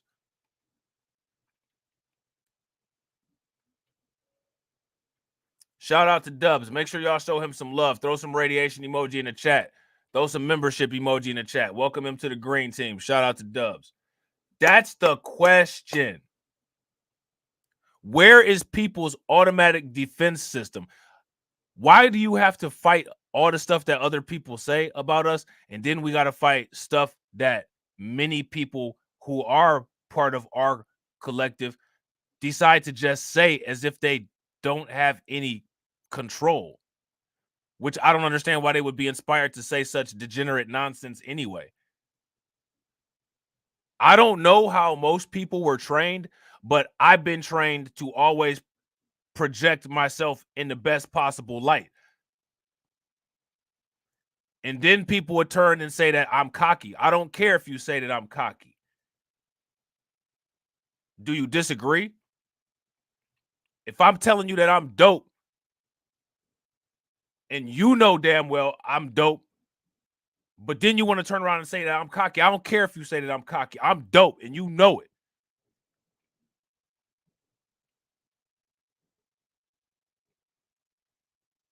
So why is it that everybody starts doing this weird form of self-deprecating buck dance and nobody holds anybody accountable for that? Who's supposed to hold people accountable for that nonsense? Shout out to Carlton Way. I think we may be entering off-code media hour. Facts, because the off-code stuff of going in on these people who go in front of microphones and doing that to black people, because that's off code. You're not supposed to be up here talking about people like that. Shout out to Carlton. Know what I'm talking about. The shit that people be sitting up there saying that you're doing or that you're saying is off code. That's actually the real shit that's actually on code. Do you notice that literally most people don't have rants about how everyday people get in front of a microphone and say insane stuff? That's off code. You're not supposed to be sitting up here talking about people like that, right? But then at the same time, everybody gets pissed when they sit there and see somebody talking like that. How are they supposed to stop talking like that? How are they supposed to stop talking about it? No, you shut your ass up, Rob. You leave these Negroes alone. You sitting up there being off code. I'm sitting up here being off code. I sit here and tell people all the time how we can do all kind of crazy, amazing shit and easily shut problems down that we have. But I'm off code. Begging for stuff from people that don't want you to prosper is on code. Make it make sense.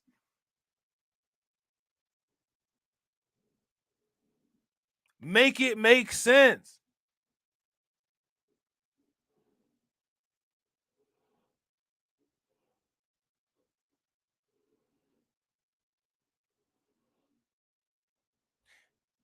I think that one of the reasons why there's been a lot of subduing of progress is because there's been so many people trying to make nonsensical things that have been beat into them.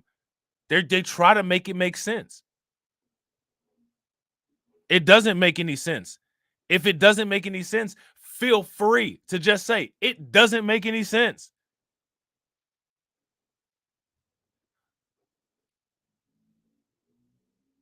Liberate yourself from the insanity of nonsense, old school, outdated, twisted, nonsensical talking points that have got us where we are. We are looking at the undocumented bros talking about migration, talking about illegal immigration, talking about illegal border crossing. If the border crisis ends tomorrow, do we still face the same threats? That's my question to everybody in here. Do we still face the same threats?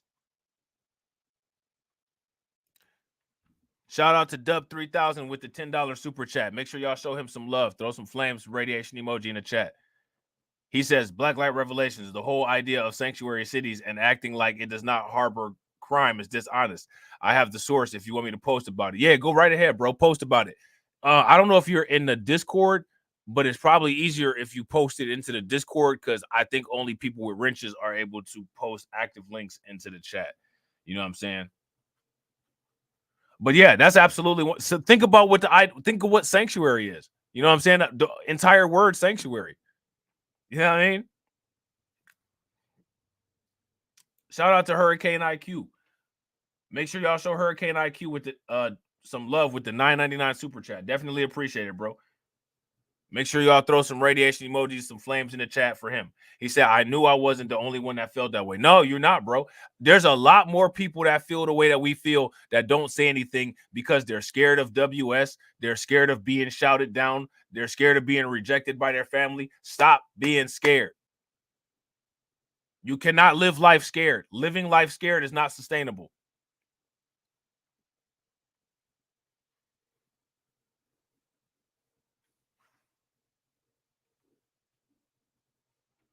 Living life being scared is not sustainable.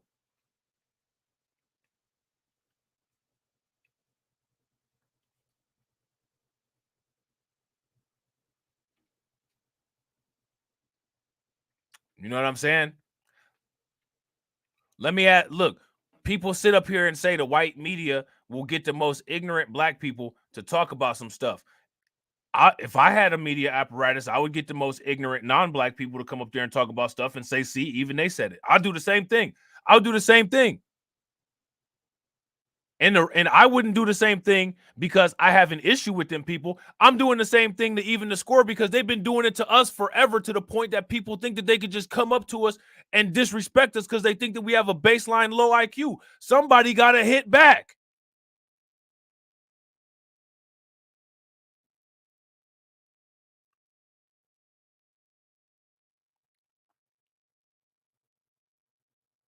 Somebody got a counterpunch.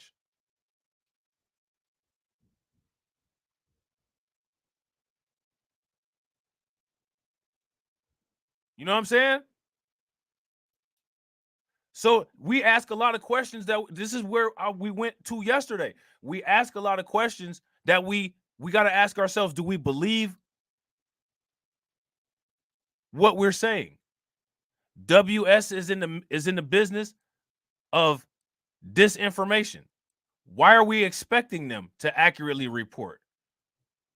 They're in the business of confusion.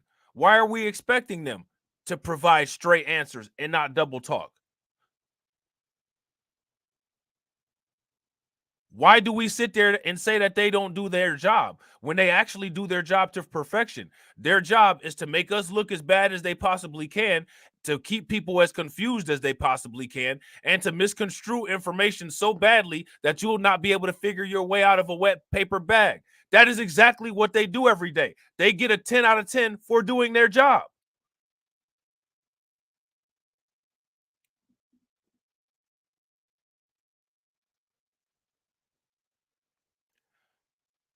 People complain about the United States and the ongoing effort to keep black people as a quote unquote designated bottom class. Isn't that what they're supposed to be doing? Isn't that what they were set up to do?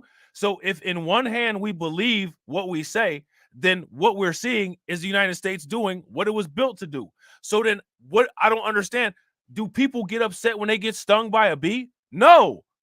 Everybody knows that a bee has a stinger. It's supposed to sting you if you get within a certain range of it.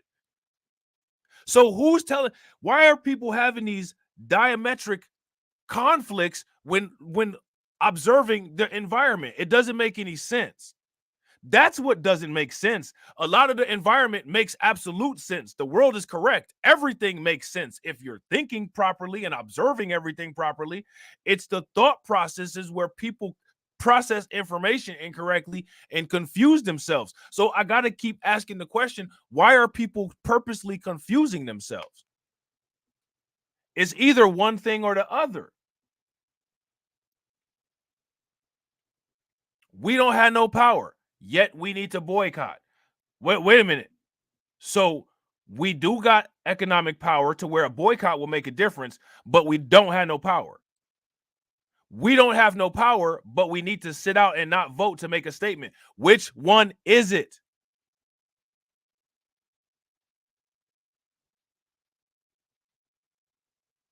If we don't have no power, we need to work on getting power. If we do have power, we need to start exercising the power. But it's not both at the same time.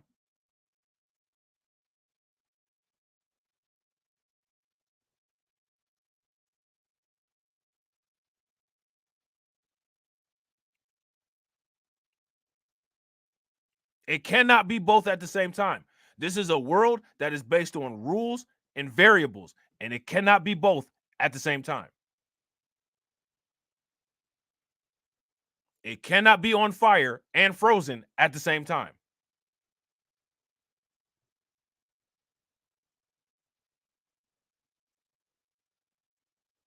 You know what I'm saying? So we got to figure this stuff out. And there's a lot of people that will benefit from you all not figuring your destiny out. There's a lot of people that benefit from them. I'm not one of them. You know what I'm saying? But there are people out there that are invested and people never figuring out their destiny. You know what I'm saying? The United States. Agent Amon Blair said that with the infiltration of the gang in the United States, there will most likely be an increase in crimes like human smuggling and sex trafficking. What is even more concerning is how hard it's been for local enforcement to track down gang members, mostly due to the fact that there's very little criminal records. Why is there no criminal records? Because they're undocumented. These are self-induced problems.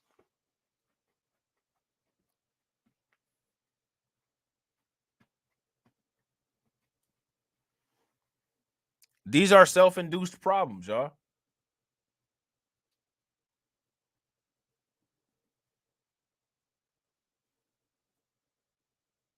Let me ask you guys a question. Do y'all think that it's painful for people to say positive stuff about themselves? Is it painful? Does it hurt? Does it like fry people's circuitry because they're not used to it? I've seen people get called arrogant that are not arrogant.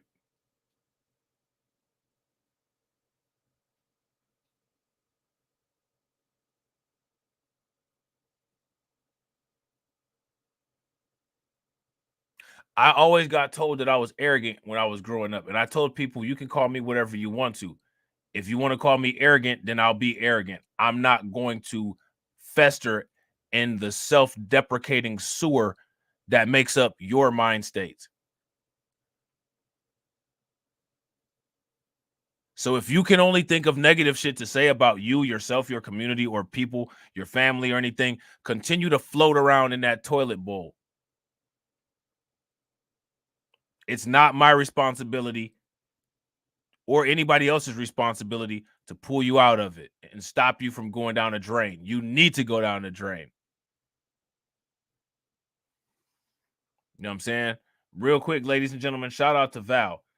Make sure you guys show Val some love. Please throw some radiation emoji in the chat. Show her some love. Throw some flames in the comment section for her. Definitely appreciate you, Val. Don't even worry. You never got. I appreciate you being here. You know what I'm saying?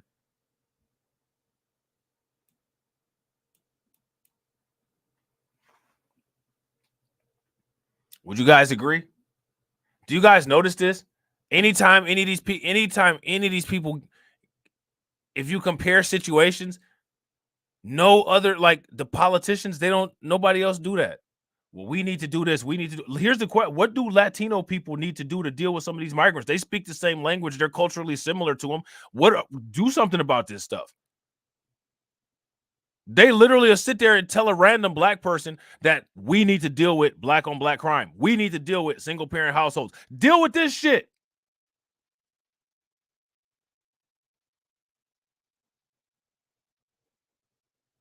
We don't speak the language. We don't know the customs. We don't know the culture.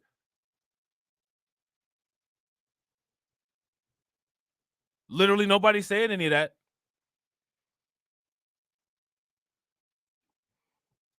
Why do you guys think that is?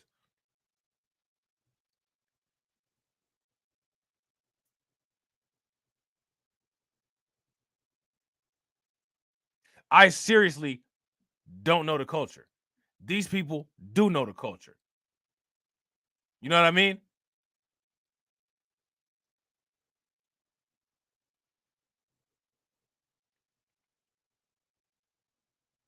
Black people critique each other more than anybody else. And there's nothing wrong with critiquing.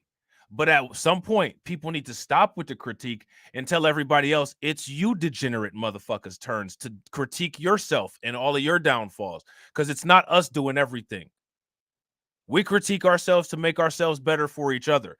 You motherfuckers are tearing up the entire world. Deal with yourselves. Deal with all of the fucking missiles and shit that you guys got going on over there in Europe between Russia and Ukraine. Deal with this migrant crisis. Deal with this self-created opiate epidemic that actually started because all they do is give white people top-tier pain medication and give everybody else ibuprofen. Deal with it. Deal with your creation. Why can't people say that? Everybody want to turn around and tell us to deal with something. Deal with this. They even try to put this on us, talk about Democrat voters. These are bipartisan efforts.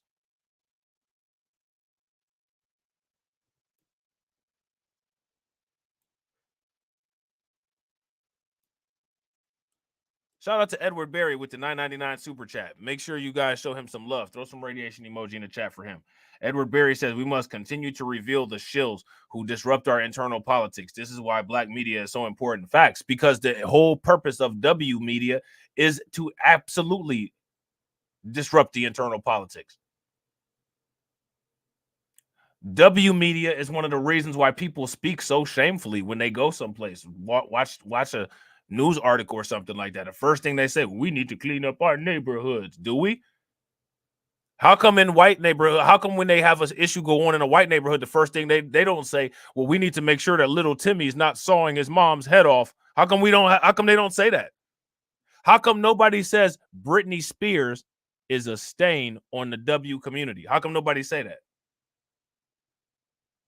How come nobody says W people need to do better? Look at people like Jeffrey Dahmer. Are you serious? All the W people that need to do better end up doing better because they get a Netflix special made about them. The hell out of here. The first line of defense got to be us.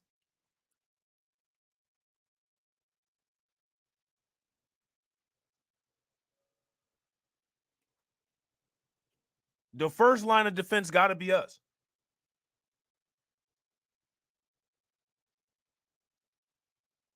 I'll be the first person to tell somebody I feel safe living in the hood because I know that my children are not going to point guns in my faces.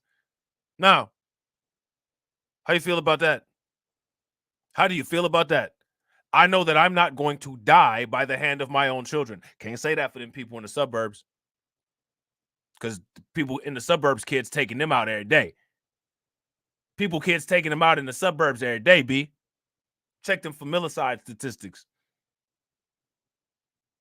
Shout out to Win Loser Rug. Facts. Win Loser Rug said, nah, the first thing they say is this is a good neighborhood. It's a good neighborhood while somebody got their dad's head in a plastic bag. You know what I'm saying? This is such a good neighborhood that there's a father's head in a plastic bag. While literally we sit there and show videos of heinous crimes committed in the suburbs all the time. Familicides either by a son, familicides either by a husband, or a school shooting. Literally, anytime you interview one of these people that live in the hood or something like that, because the hood don't necessarily mean you live in the ghetto, first of all, right? If you live in the hood, that's not necessarily the ghetto. The hood is your neighborhood.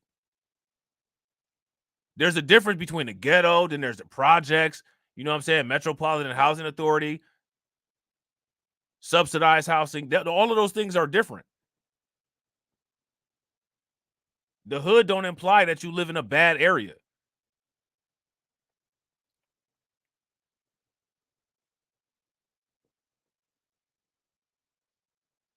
They'll sit there and tell you that the kid's still a good kid after they delete a whole bunch of black people. Look at how they cape for Peyton Gendron and how they cape for old boy down there in Jacksonville, Florida. He was such a good kid. I bet you he's such a good kid. He doing all them Confederate values, deleting all them black people like that. That's what they consider a good kid. Who'd you get rid of? Who'd you delete? Oh, you deleted a bunch of black people? Good job, Timmy. I'll make sure that your JPay stay full.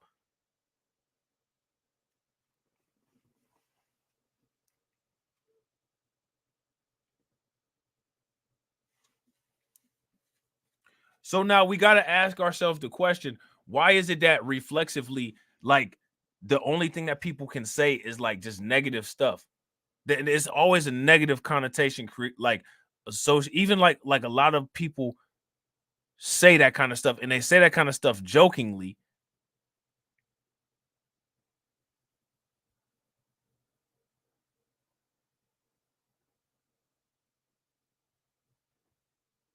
But why do they do that though?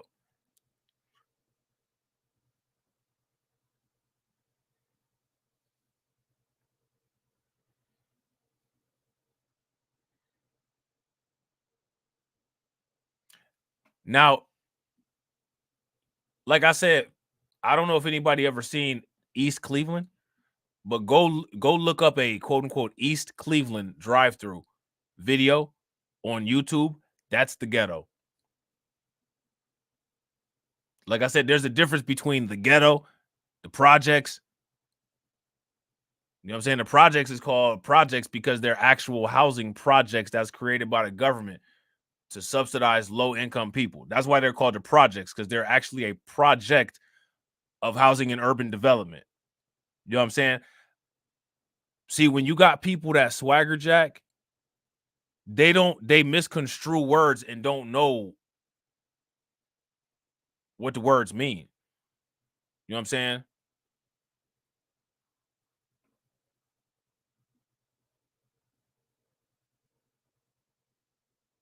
Like, the projects is not slang. It actually is the projects. It's the projects of housing and urban development. The Metropolitan Housing Authority. It actually is a project of theirs. You know what I'm saying? It's a project to improve housing condition for low-income families. It's an actual project. Like, that's not slang. You know what I'm saying? Like, it is an actual project. That's actually the proper terminology for it. It's a housing project to house people who don't make a lot of money, who are below the federal poverty line. That's what it is. You know what I'm saying? Like, if you look at the description of it, it'll say that.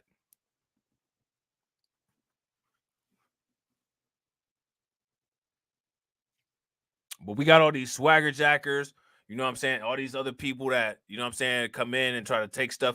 People got to lock stuff down. You know what I'm saying? Don't let them talk like that. Maintain your ownership. Maintain your ownership. Shout out to Brianna Campbell. Brianna Campbell says, when are they going to address their drug addicts? I'm going to address those drug addicts as soon as I get a couple $1 million. I'm going to build private prisons, and I'm going to put all of them to work when I take over the city council and make it a 25 to life sentence if you get caught with heroin in your system or meth. Then people can get mad at me about the quote-unquote low-wage prison slavery that I've created. Guess what? Oh, well. Like that dude said on The Breakfast Club about the rap music and all the people getting deleted. My kids got to eat somehow. I don't care. Same way y'all don't care. I don't care. I'm going to show you what somebody not caring about you looks like.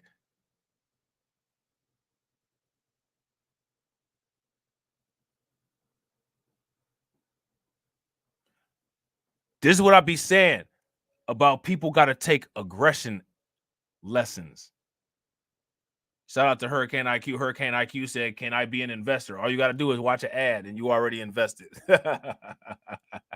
All you got to do is just watch an ad and you've already invested.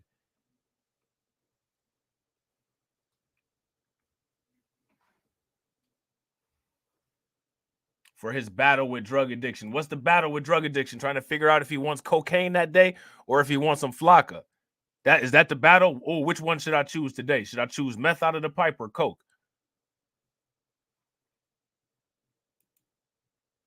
What should I, you know what I'm saying? Should I sniff the cocaine off of this model's belly or should I sniff it off her tits? These are the battles that Hunter Biden goes through. You know what I'm saying? Must be nice. I wish that was the battle that I dealt with every day. You know what I'm saying? That's not a battle. That's what some people would call a party. You know what I'm saying? Enforcement to track down gang members, mostly due to the fact that there's very little criminal records, and secondly, the strained relationship between Venezuela's government and the United States government, which does not allow for much exchange of information. And coming up at 6 p.m., we'll be telling you how the Tren de Aragua operates and what distinguishes them from MS-13. For now, this is Oriana Botaro for KTSM 9 News. See, so this is what I'm saying. Like, this is what I'm saying, right? People don't have, it seems like people kind of need to be retrained how to be aggressive. You got to be aggressive. It's nothing wrong with being aggressive. Everyone else is aggressive toward us. They're aggressive. I'm going to aggressively talk crap about you. I'm going to aggressively take your stuff. I'm going to aggressively take your space. I'm going to aggressively move into your neighborhood. People need to start learning how to be aggressive.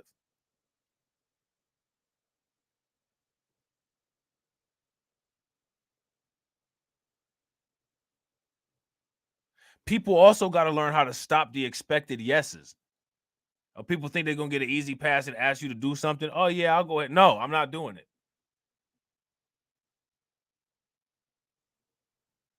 I say no all the time. I say no all the time when people think that they're about to get an easy yes. I'm not doing it. What are you talking about? I'm not doing none of that.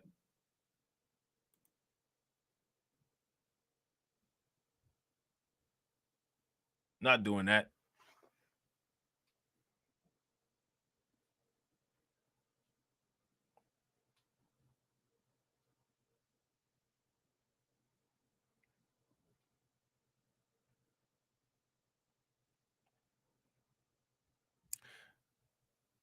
Being nice domesticates you. They make it so that dogs, cats, these different animals are domesticated so that they can stay inside of a house without harming you. You know what I'm saying? If these animals were not domesticated and they were inside of your house, even a cat would tear you up. A dog would tear you up. So for us to be here in the United States, it makes it easier if we're quote unquote domesticated. Because if we weren't domesticated, we'd be like anybody else is not domesticated. We'd tear them up. Look at what's going on with these people coming from the undocumented bros. They're not domesticated. They tearing stuff up.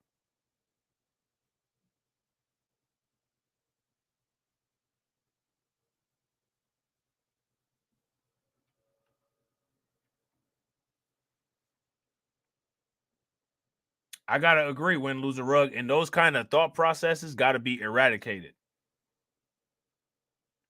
They got to be identified and eradicated like a heat-seeking missile.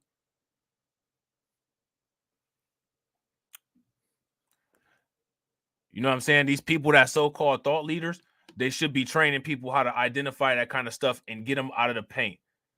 They got to render it where they're powerless, where they can't do anything. They have no influence. People like Jim Clyburn and all them, they should have been out of the paint. What is people sitting around letting these clowns have a mouth to talk with? If you're not saying all the right stuff, then you don't need to be saying nothing at all. You need to be out the paint.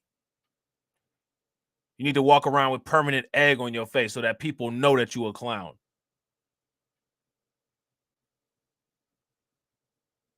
Yeah, facts to Kurt. Big facts, Kurt. They call that epigenetics. People need to start getting out here acting like wild animals again. People don't mess with wild animals. Look, you ever seen any of the movies where people be in the woods and a wild boar come chasing people? They don't sit around and mess with that boar and try to pet it and all that. The wild boar come through the woods, man, people be running like they ain't got no sense.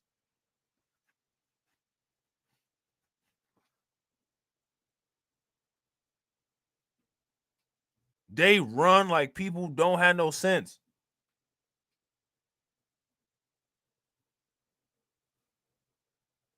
We got to get aggressive with the business practices. We got to get aggressive with the getting clowns out of the paint. We got to get aggressive with making sure that people utilize the proper media outlets to tell their story.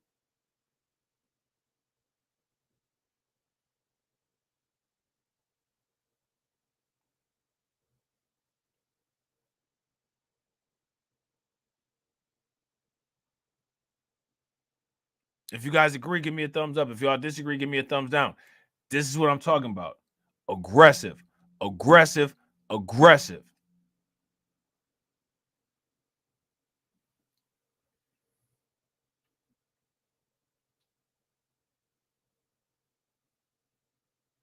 Here's the ultimatum. You're either going to give it to me or I'm going to take it. See, this is what I'm not going to sit there and negotiate. Reparations, you either going to give it to me or I'm going to take it. See, these are your options. You can give it to me or you can have it taken from you. See, I'm making the terms of the discussion. You're not going to have an option to tell me about all kind of studies and all of this. You're either going to give it to me or we're going to extract it using our business network apparatuses that we created. Because the next person that come up with a cure or with a immunization to some type of situation that occur in the United States, well, if it's my business, guess who's getting overcharged on that shit to recoup on the reparations that y'all didn't pay? See, y'all gonna economically pay for the reparations if you don't pay for the reparations. I'm not giving you no option. I don't care about no study. If you want to sit there and act like the sky is purple, keep acting like the sky is purple. Pay me my money.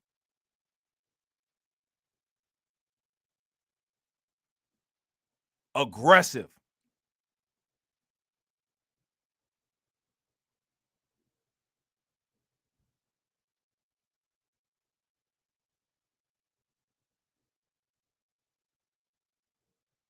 People got to have the energy.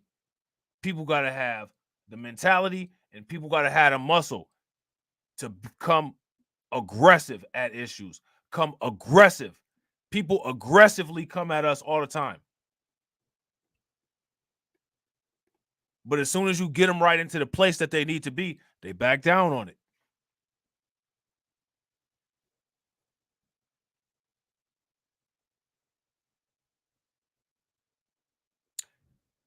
I would tell people to sit back and just peep game on how other people move. You can be professionally aggressive. Being aggressive don't mean calling somebody all kind of names. You know what I'm saying? Roasting them and all of this. Nah. That's just simply means standing firm, standing solid, coming with nothing but facts and not backing down or negotiating about nothing. I'm not backing down and I'm not going for no nonsense. Shout out to Carlton Way. Carlton Way said if we boycotted a lot of these businesses, they'll cut the check then. And if we took the money that we saved while we was boycotting and came up with our own business where we had products that were necessary to American life and we charged hella money for them and blocked everybody else out of the market to where we was able to overcharge for a necessity product, we could recoup our own reparations and put out our own distribution checks in about 10, 15 years. I'm not asking for anything. I'm not asking for nothing. I'm not asking for a damn thing.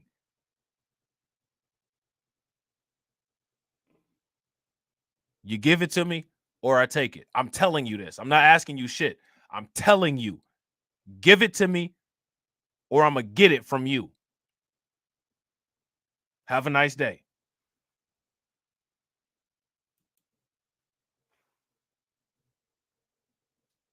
Sleep well tonight. You know what I'm saying? That's the kind of time people should be on. Well, it is now time for our Reporter's Cut, where we highlight all the stories our reporters have been working on. Now, this is a story you will only see on 9. FBI says a Venezuelan gang called Tren de Aragua has made its way to the border. Shout out to you, Ed. You know what? I'm not looking right now, but I didn't see it. But if you did, I appreciate it, bro. Did you get locked out of your old account or something?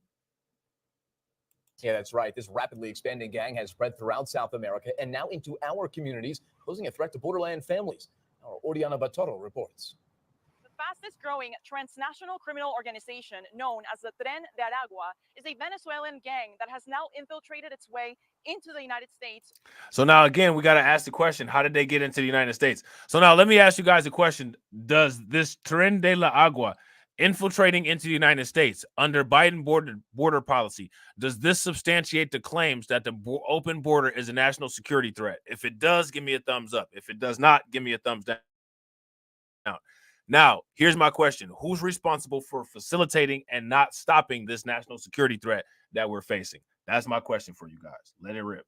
Well, it is now time for our Reporter's Cut, where we highlight all the stories our reporters have been working on. Now, this is a story you will only see on 9. FBI says a Venezuelan gang called Tren de Aragua has made its way to the border. Yeah, that's right. This rapidly expanding gang has spread throughout South America and now into our communities, posing a threat to borderland families.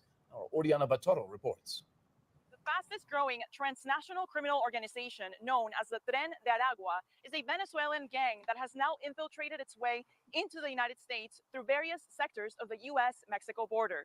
That here in El Paso, Tren de Aragua gang members who are identified are put into prosecution pathways for. So this video right here, it looks like it's literally just a retitled version of the same video that that we just watched, which is interesting because, you know, if you were to do that on YouTube, if you retitled the same video, they would get you for posting the same. They would get you for posting the same content. You know what I'm saying? Because YouTube has special rules for certain people and different rules for others. You know what I'm saying? Which is to be expected. You know what I'm saying? Just point it out.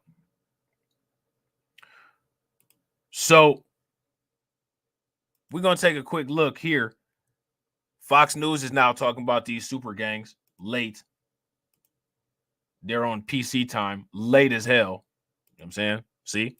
Color people time. New Black Media be coming with the information early. PC time, they late. We was talking about this about a month or two ago. You know what I'm saying? New York's National Guard is reportedly checking all arriving migrants for distinctive tattoos linking them to a new vicious Venezuelan. Shout out to Carlton. Carlton said border crisis and Putin allegedly has a Death Star weapon aimed at us. Yeah, that's facts, man. Putin over there got that satellite. Putin got some G.I. Joe Cobra level satellite shit floating around. We got the border crisis going on. There's a lot going on, man. It's a lot going on. You know what I'm saying? Street gang. According to the department, gang tattoos include AK-47 assault rifles, the Nike logo of Michael Jordan, stars, gas masks, stuff like that. Now, these people racist as hell, and they got 23 Michael Jordan on their arm. These people are just wild. Literally hijacked the entire way that, like, the West Coast black people dress. Sitting up there talking about, listen, how many people ever heard? I think the dude name is Volume 10 back in the day. You remember that song, Pistol Grip Pump on my lap at all times. Pistol Grip Pump on my lap at all times. Pistol Grip Pump on my lap at all times. Y'all remember that? Fools be jacking other fools, but they don't be jacking mine. Y'all remember that song? Go look at how Volume 10 was dressed in that video. Wasn't none of these folks dressing like that. Now the khakis, the lokes, you know what I'm saying, the slippers and all that, the Dickie outfits, you know what I'm saying, the janitor suit. Now they all dressing like that, sitting up there talking about they was doing it first. There's no people that was doing that out there before Volume 10. Volume 10 was hot before Cypress Hill was even popping.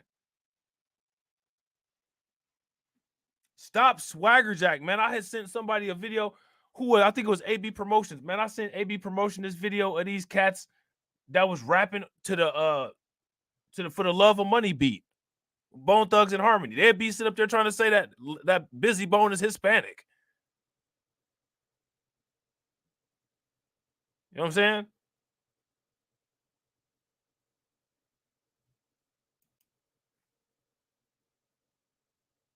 These people don't even like black people. They got the Jordan thing on there.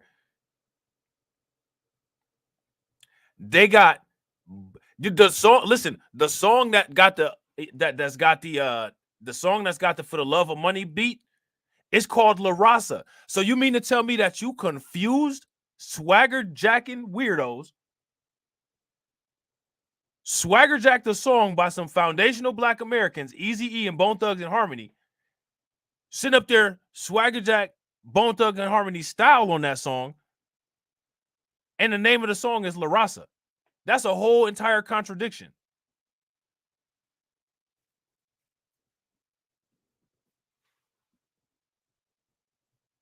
What is wrong with these? This is what I'm telling y'all about these people, man. What is wrong with these people?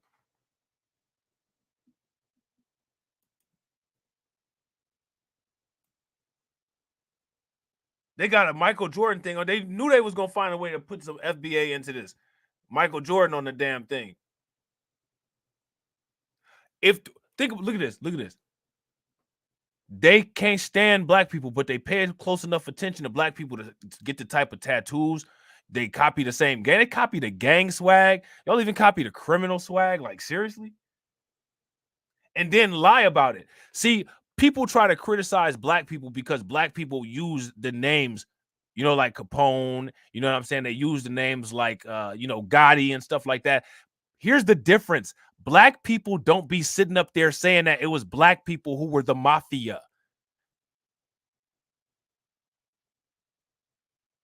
You know what I'm saying? Like Jadakiss them had a video where they had Gotti's kids in the video. You know what I'm saying? They don't sit there and say they made this shit up.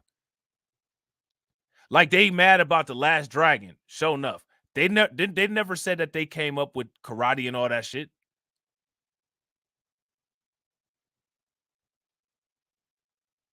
These people say that they came up with this shit. That's the difference. That's dangerous. You know what I'm saying? Shout out to my man AB Promotions. AB Promotion said the word is no. It's so beautiful. It neutralizes everything. Facts. AB Promotion to tell you I sent him that song, the Bone Thugs and Harmony Swagger Jackers, with the name of the song called La Raza. Are you serious? You copied off of a song made by five actually foundational black American dudes, and y'all call that song La Raza. You know what I'm saying? Shout out to Kirk with the $4.99 super chat. Kurt 99 said, or I said Kurt 99. Kurt said, but Rob, we're all brown, historically underserved and underrepresented. We're all in this together. Psh. That's what they want you to believe. They want you to believe that we all immigrants too. And they find politicians who are black to push that nonsensical message.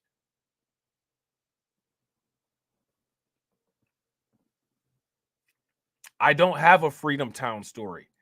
I can't trace any of my family back to any papers at any immigration office with USCIS. What are you talking about?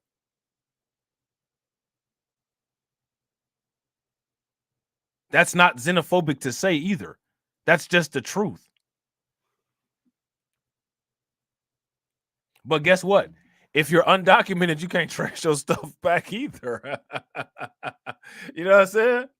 Stars, gas masks, stuff like that. It comes as law enforcement sounds the alarm, possible plans to join forces with MS-13. Here its reaction is look at this. Northern Virginia region. Now, see, I want y'all to understand. The first thing that they do, look at this. I want y'all to pay attention. The first thing, pay attention to this, right? Look, these people right here, these criminals, right? They came to the United States. They didn't have no Hispanic diaspora war. They didn't say, nigga, you make your tamales with corn husk. We make ours with banana leaf. They didn't do that. They came here and created a criminal value chain and formed like Voltron.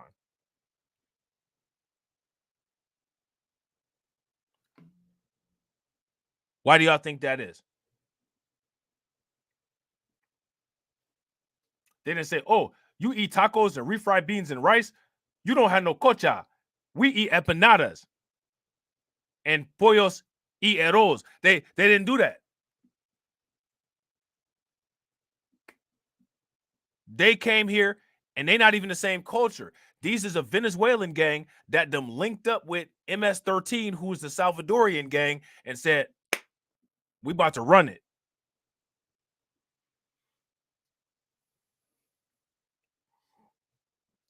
So here's my question for y'all. What is you guys' thoughts on the organic cohesion between these criminal organizations?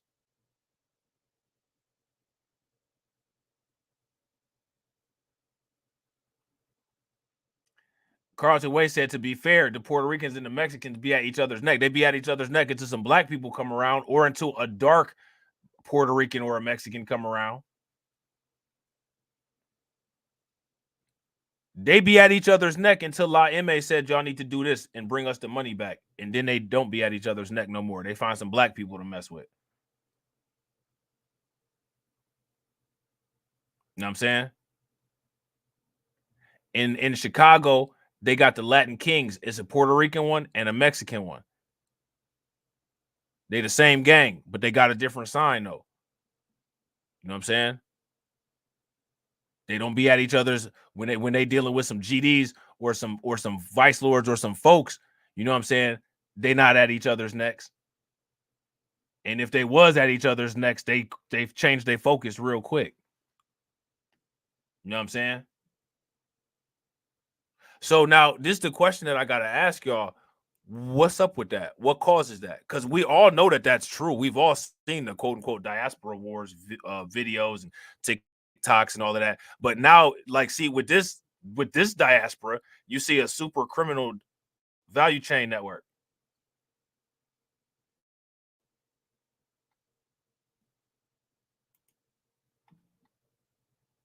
You know what I'm saying? Choose include AK-47 assault rifles, the Nike logo of Michael Jordan, stars, gas masks, stuff like that. It comes as law enforcement sounds the alarm, possible plans to join forces with MS-13. Here its reaction is former Northern Virginia Region Gang Task Force Executive Director Jay Lanham. That's quite a title. Jay, good morning to you. Good morning. Okay, so, we've been thinking about, with all these migrants, there could be some members of MS-13 in there. Now it turns out the gang is called Tren de Aragua, and apparently what they're doing, they're coming from Venezuela.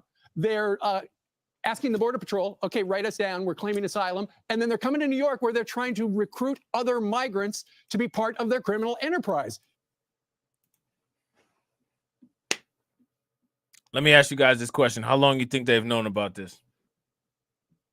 What do you guys think? What do you guys think? How long do y'all think that they've known about this? There it is. I mean, like, there it is right there. What else is there to say? You know what I'm saying?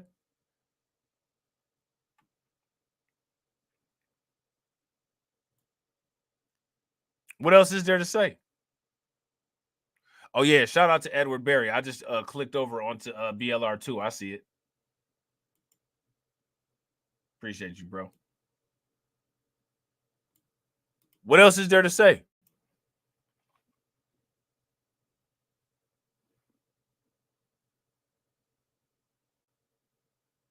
Yeah, I gotta agree with DC Precise. They've always known. They've known this. This ain't nothing new. Look at his face on the TV. You can look at his face and tell he's lying. Hey, I got a deal for you. No, you don't. You got a deal for you. Shut your lying ass up. It's a brilliant business model. Yeah, it's a brilliant business. It's brilliant. It's brilliant. It's not a pointless crime. It's not a violent crime. It's not a violent crime. It's brilliant. This is brilliance. This is what brilliance looks like to Fox News. Just so y'all see it. Y'all heard it here first. Not my words.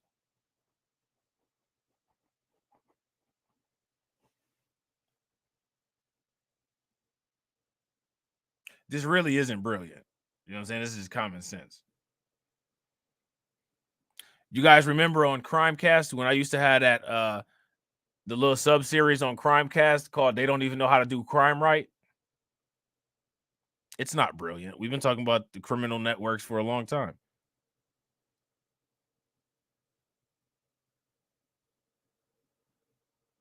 Y'all see, I want to make sure that y'all see this. This is brilliant. Yeah, this is brilliant. This is what they did to help set up the United States. The movie, The Gangs in New York. That's why he appreciates it and sees it so brilliant, because he can relate. His ancestors did the same thing.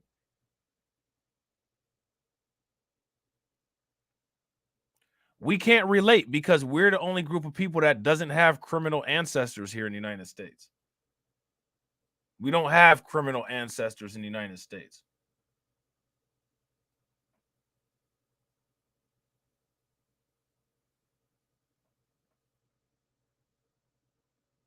You know what I'm saying?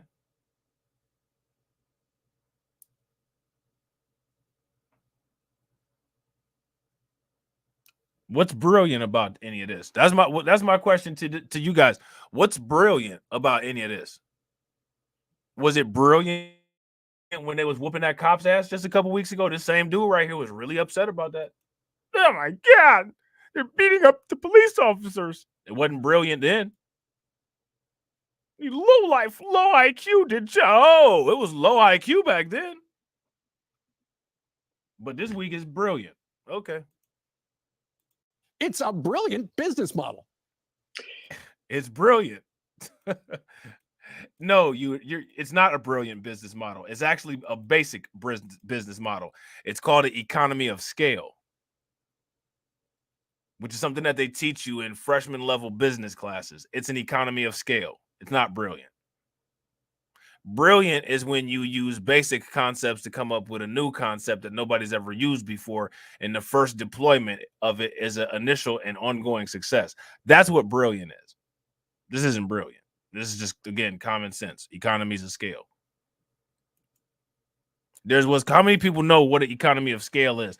There's what's called economies of scope, and then there's called what's economies of scale. These are economies of scope and economies of scale, which are concepts that already existed that people utilize in business. You know what I'm saying? It's not brilliant. Calm down, buddy. Okay. Relax. You know what I'm saying? Go smoke something real quick and come back.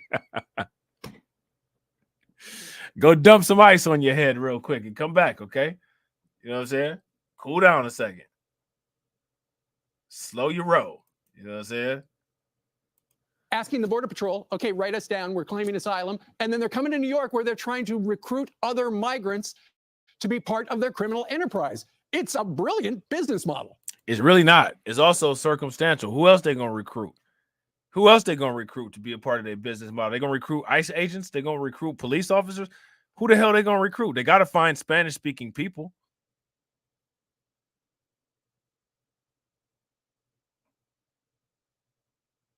Yeah, they ready to jump in. So I want you guys to pay very close attention, right? Shout out to my man Izzy. Izzy always said that degeneracy and violence are them folks' love language, right? He always said that. Shout out to the people that, you know what I'm saying, y'all know my man Izzy. You know what I'm saying? Izzy always say that, right? You see how excited this dude is off of some degeneracy and violence?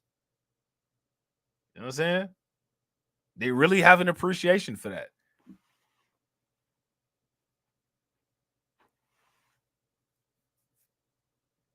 You know what I mean? Yeah, it's very similar to what MS-13 did years ago. They crossed the border. Now they received temporary protection status through July this past year, so they legally come into the country and they immediately begin recruiting. Now, let me ask you guys a question. How many people know the backstory behind MS-13 and why MS-13 exists? Does anybody in here know why MS-13 exists? Because one thing that I find interesting about these situations when we get down into this rabbit hole and we start talking about this is that a lot of these guys, they always forget to tell the story about how MS-13 came to be.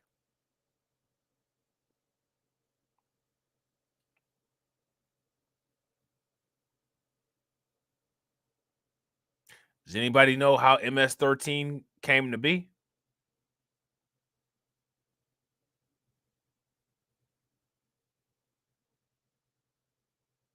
Anybody know the villainy arc of MS-13?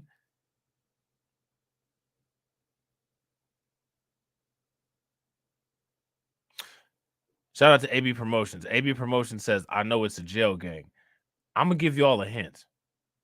You know, MS-13 means La Martitura. Martitura means military. Y'all should look up the backstory on MS-13. Look up the backstory on MS-13 and then come back and comment on this video. Other members from Venezuela to join the gang if they're not already in the country. Yeah, exactly. And you just touched on it. If they claim asylum, they're in a special category. So I would imagine, you know, if they're arrested locally, like that kid who I think he was 17 years old, could be older. His age is up for debate. He was involved in beating up the cops. And then a couple days later, he was arrested for robbing a Macy's. He doesn't care. He's got special status in this country. Yeah, correct. It's alarming to me, and it should be alarming to everyone that these gang members are coming into the community because they are here and they're going to commit crimes, whether it be within their own gang or to citizens of New York, such as we've seen. Yeah. And it should be scary and alarming to everyone. Well, it is scary. One National Guard source here in New York said it's to a point. Man, what's going on right here? Is this dude rapping or is he giving orders or what's going on? One National Guard source here in New York. Is this like a migrant smack DVD? What's going on right there? Real quick, shout out to y'all. If y'all haven't smashed the like button, please take a moment, smash the like button.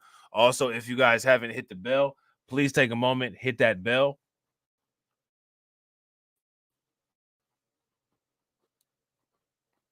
Also, please share this stream to your social media. We almost got our 120 likes. We got 60 people watching and we got 117 likes.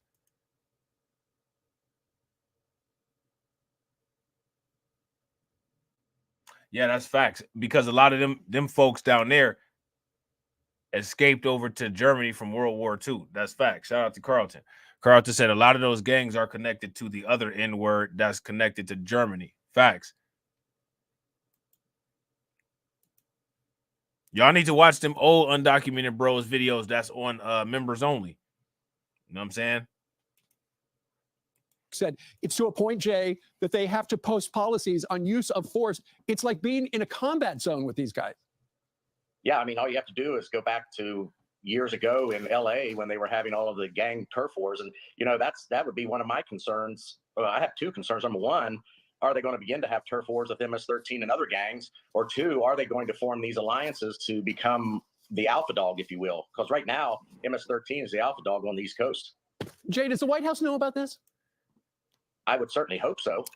Now, shout out to Brooklyn Queen, right? Brooklyn Queen said originally the gang was set up to protect Salvadorian immigrants from other gangs in the Los Angeles area. Over time, the gang grew into a more traditional criminal organization. Now, there's even history before that. Look up, I want y'all to, somebody look this up.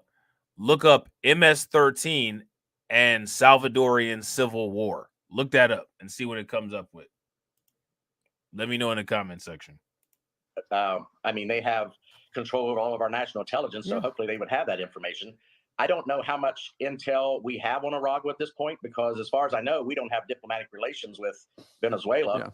which obviously means we can't properly vet these people coming across the border because we don't have criminal record backgrounds. So why are we letting them come across the border? Like, why is that? Why is that a thing? Why is that? Why is that going on? Does that make sense? It's wild when you sit here, right? And you sit here and you watch these people that are supposed to be, quote unquote, allegedly running things and so highly capable, literally just sitting here not capable of doing anything. Would you guys agree?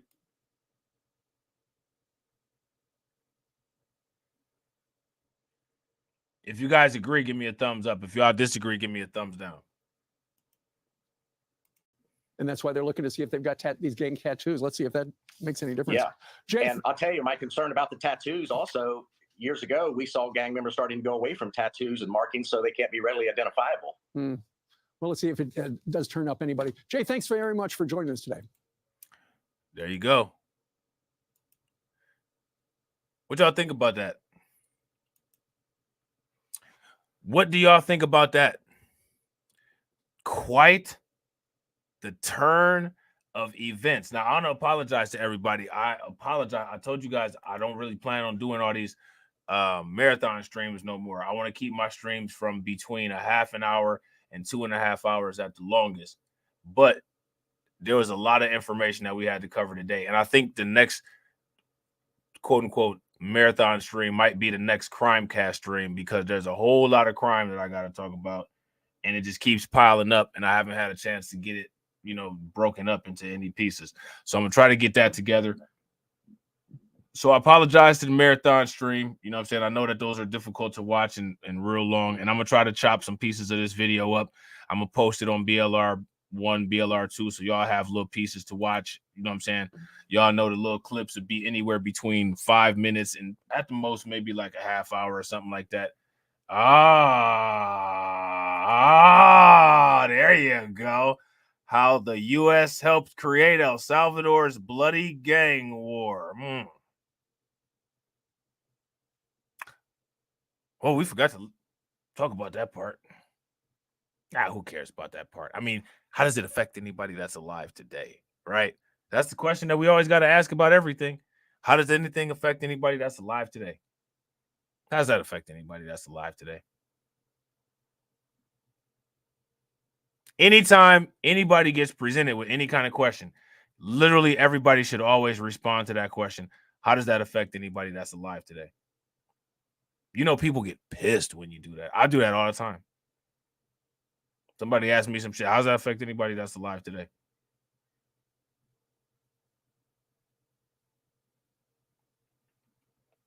How does that affect anybody that's alive today?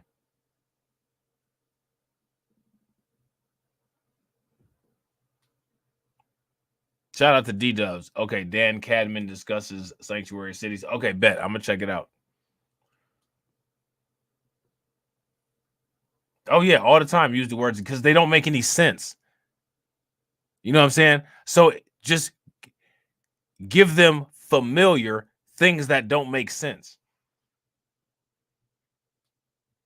Yeah, that's facts. Shout out to DeAndre. MS-13 was the original, the OG undocumented bros. U.S. wouldn't let El Salvadorians in initially, so they came illegally. Facts. That's what I'm saying. Y'all got to do y'all research about each of these groups of people. Do your research about Salvadorians. Do your research about MS-13. That doesn't mean that people should feel bad or any type of way towards these people, but doing your research about all of this stuff and understanding fully about all the players involved, it just goes to substantiate the point and show how even more dishonest the WS media is. It also shows how dishonest these other groups of people are, because all of the stuff that W people have done to all these other groups of people, and the fact that they just want to they'll just do anything to try to acquiesce and get a pat on the head. It's sick. It's sick. Y'all have been damaged in irreversible ways by a lot of these kind of people too, but you still want to fight to compete for their garbage. It doesn't make any sense. And it doesn't need to make any sense. We don't need to sympathize with any of these other groups. We don't need to sympathize with coons. We don't need to sympathize with anything. The only thing that we need to do is give ultimatums. Give it to us or we take it, period. You know what I'm saying? So, ladies and gentlemen, I want to shout out everybody that contributed to the stream, man. We got 11 stream sponsors. Shout out to y'all. Shout out to my man, CyberDean100. Shout out to Hurricane IQ. Shout out to Miss Nisi. Make sure y'all welcome D-Dub into the green team. Shout out to D-Dub. Shout out to D-Dub for D-doubling down on the support with the $10 super chat. Appreciate you, bro. Shout out to Hurricane IQ. Shout out to Val Williams. Shout out to Carla Lockhart. Shout out to Ed Berry. Appreciate it. And also make sure y'all show Ed Berry some love, too, for becoming a member on BLR1. But I don't know what's up. That's a different account that Ed had. Ed's been around forever, so don't let the new membership badge fool you. Ed actually should have one of those like dark gold membership badges. You know what I'm saying? Shout out to AB Promotions and shout out to Kirk. All right. And as always, ladies and gentlemen, walk up in the life. Yeah, I'm really talking my shit like I'm really him. Hold up.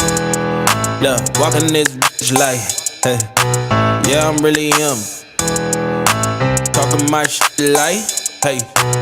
I'm really him. Don't believe me? Come and see me. Got 3 wishes from my genie. Now I'm on your local TV. Y'all on tour, got demons. Say she wanna come and see me when I'm in a local city. I'm like, pause though. Please step aside so they can see me. And I walk up in this light. Yeah, I'm really him. Talking my shit like I'm really him, on God. Walk up in this light. Yeah, I'm really him. Talking my shit like I'm really him. I'm the realest from my city. That's on Money, that's on Kiwi, that's on Mamas. Niggas don't believe me, come and see me. I been dodging all that fake. All these niggas working broke, but I been getting paid. All that know me from the street. Flexing for what feature, that's like every other week. Talk behind my back, I kick my feet up, have a seat. Cause at the end of the day, all these watching me as I walk up in this light. Yeah, I'm really him. Talking my shit like I'm really him, on God. Walk up in this light. Yeah, I'm really him. Talking my shit like I'm really him, on God. Walk up in this light. Yeah, I'm really him. Talking my shit like I'm really him. Hold up. Look, walking this light. Hey. Yeah, I'm really him. Talking my shit like, hey.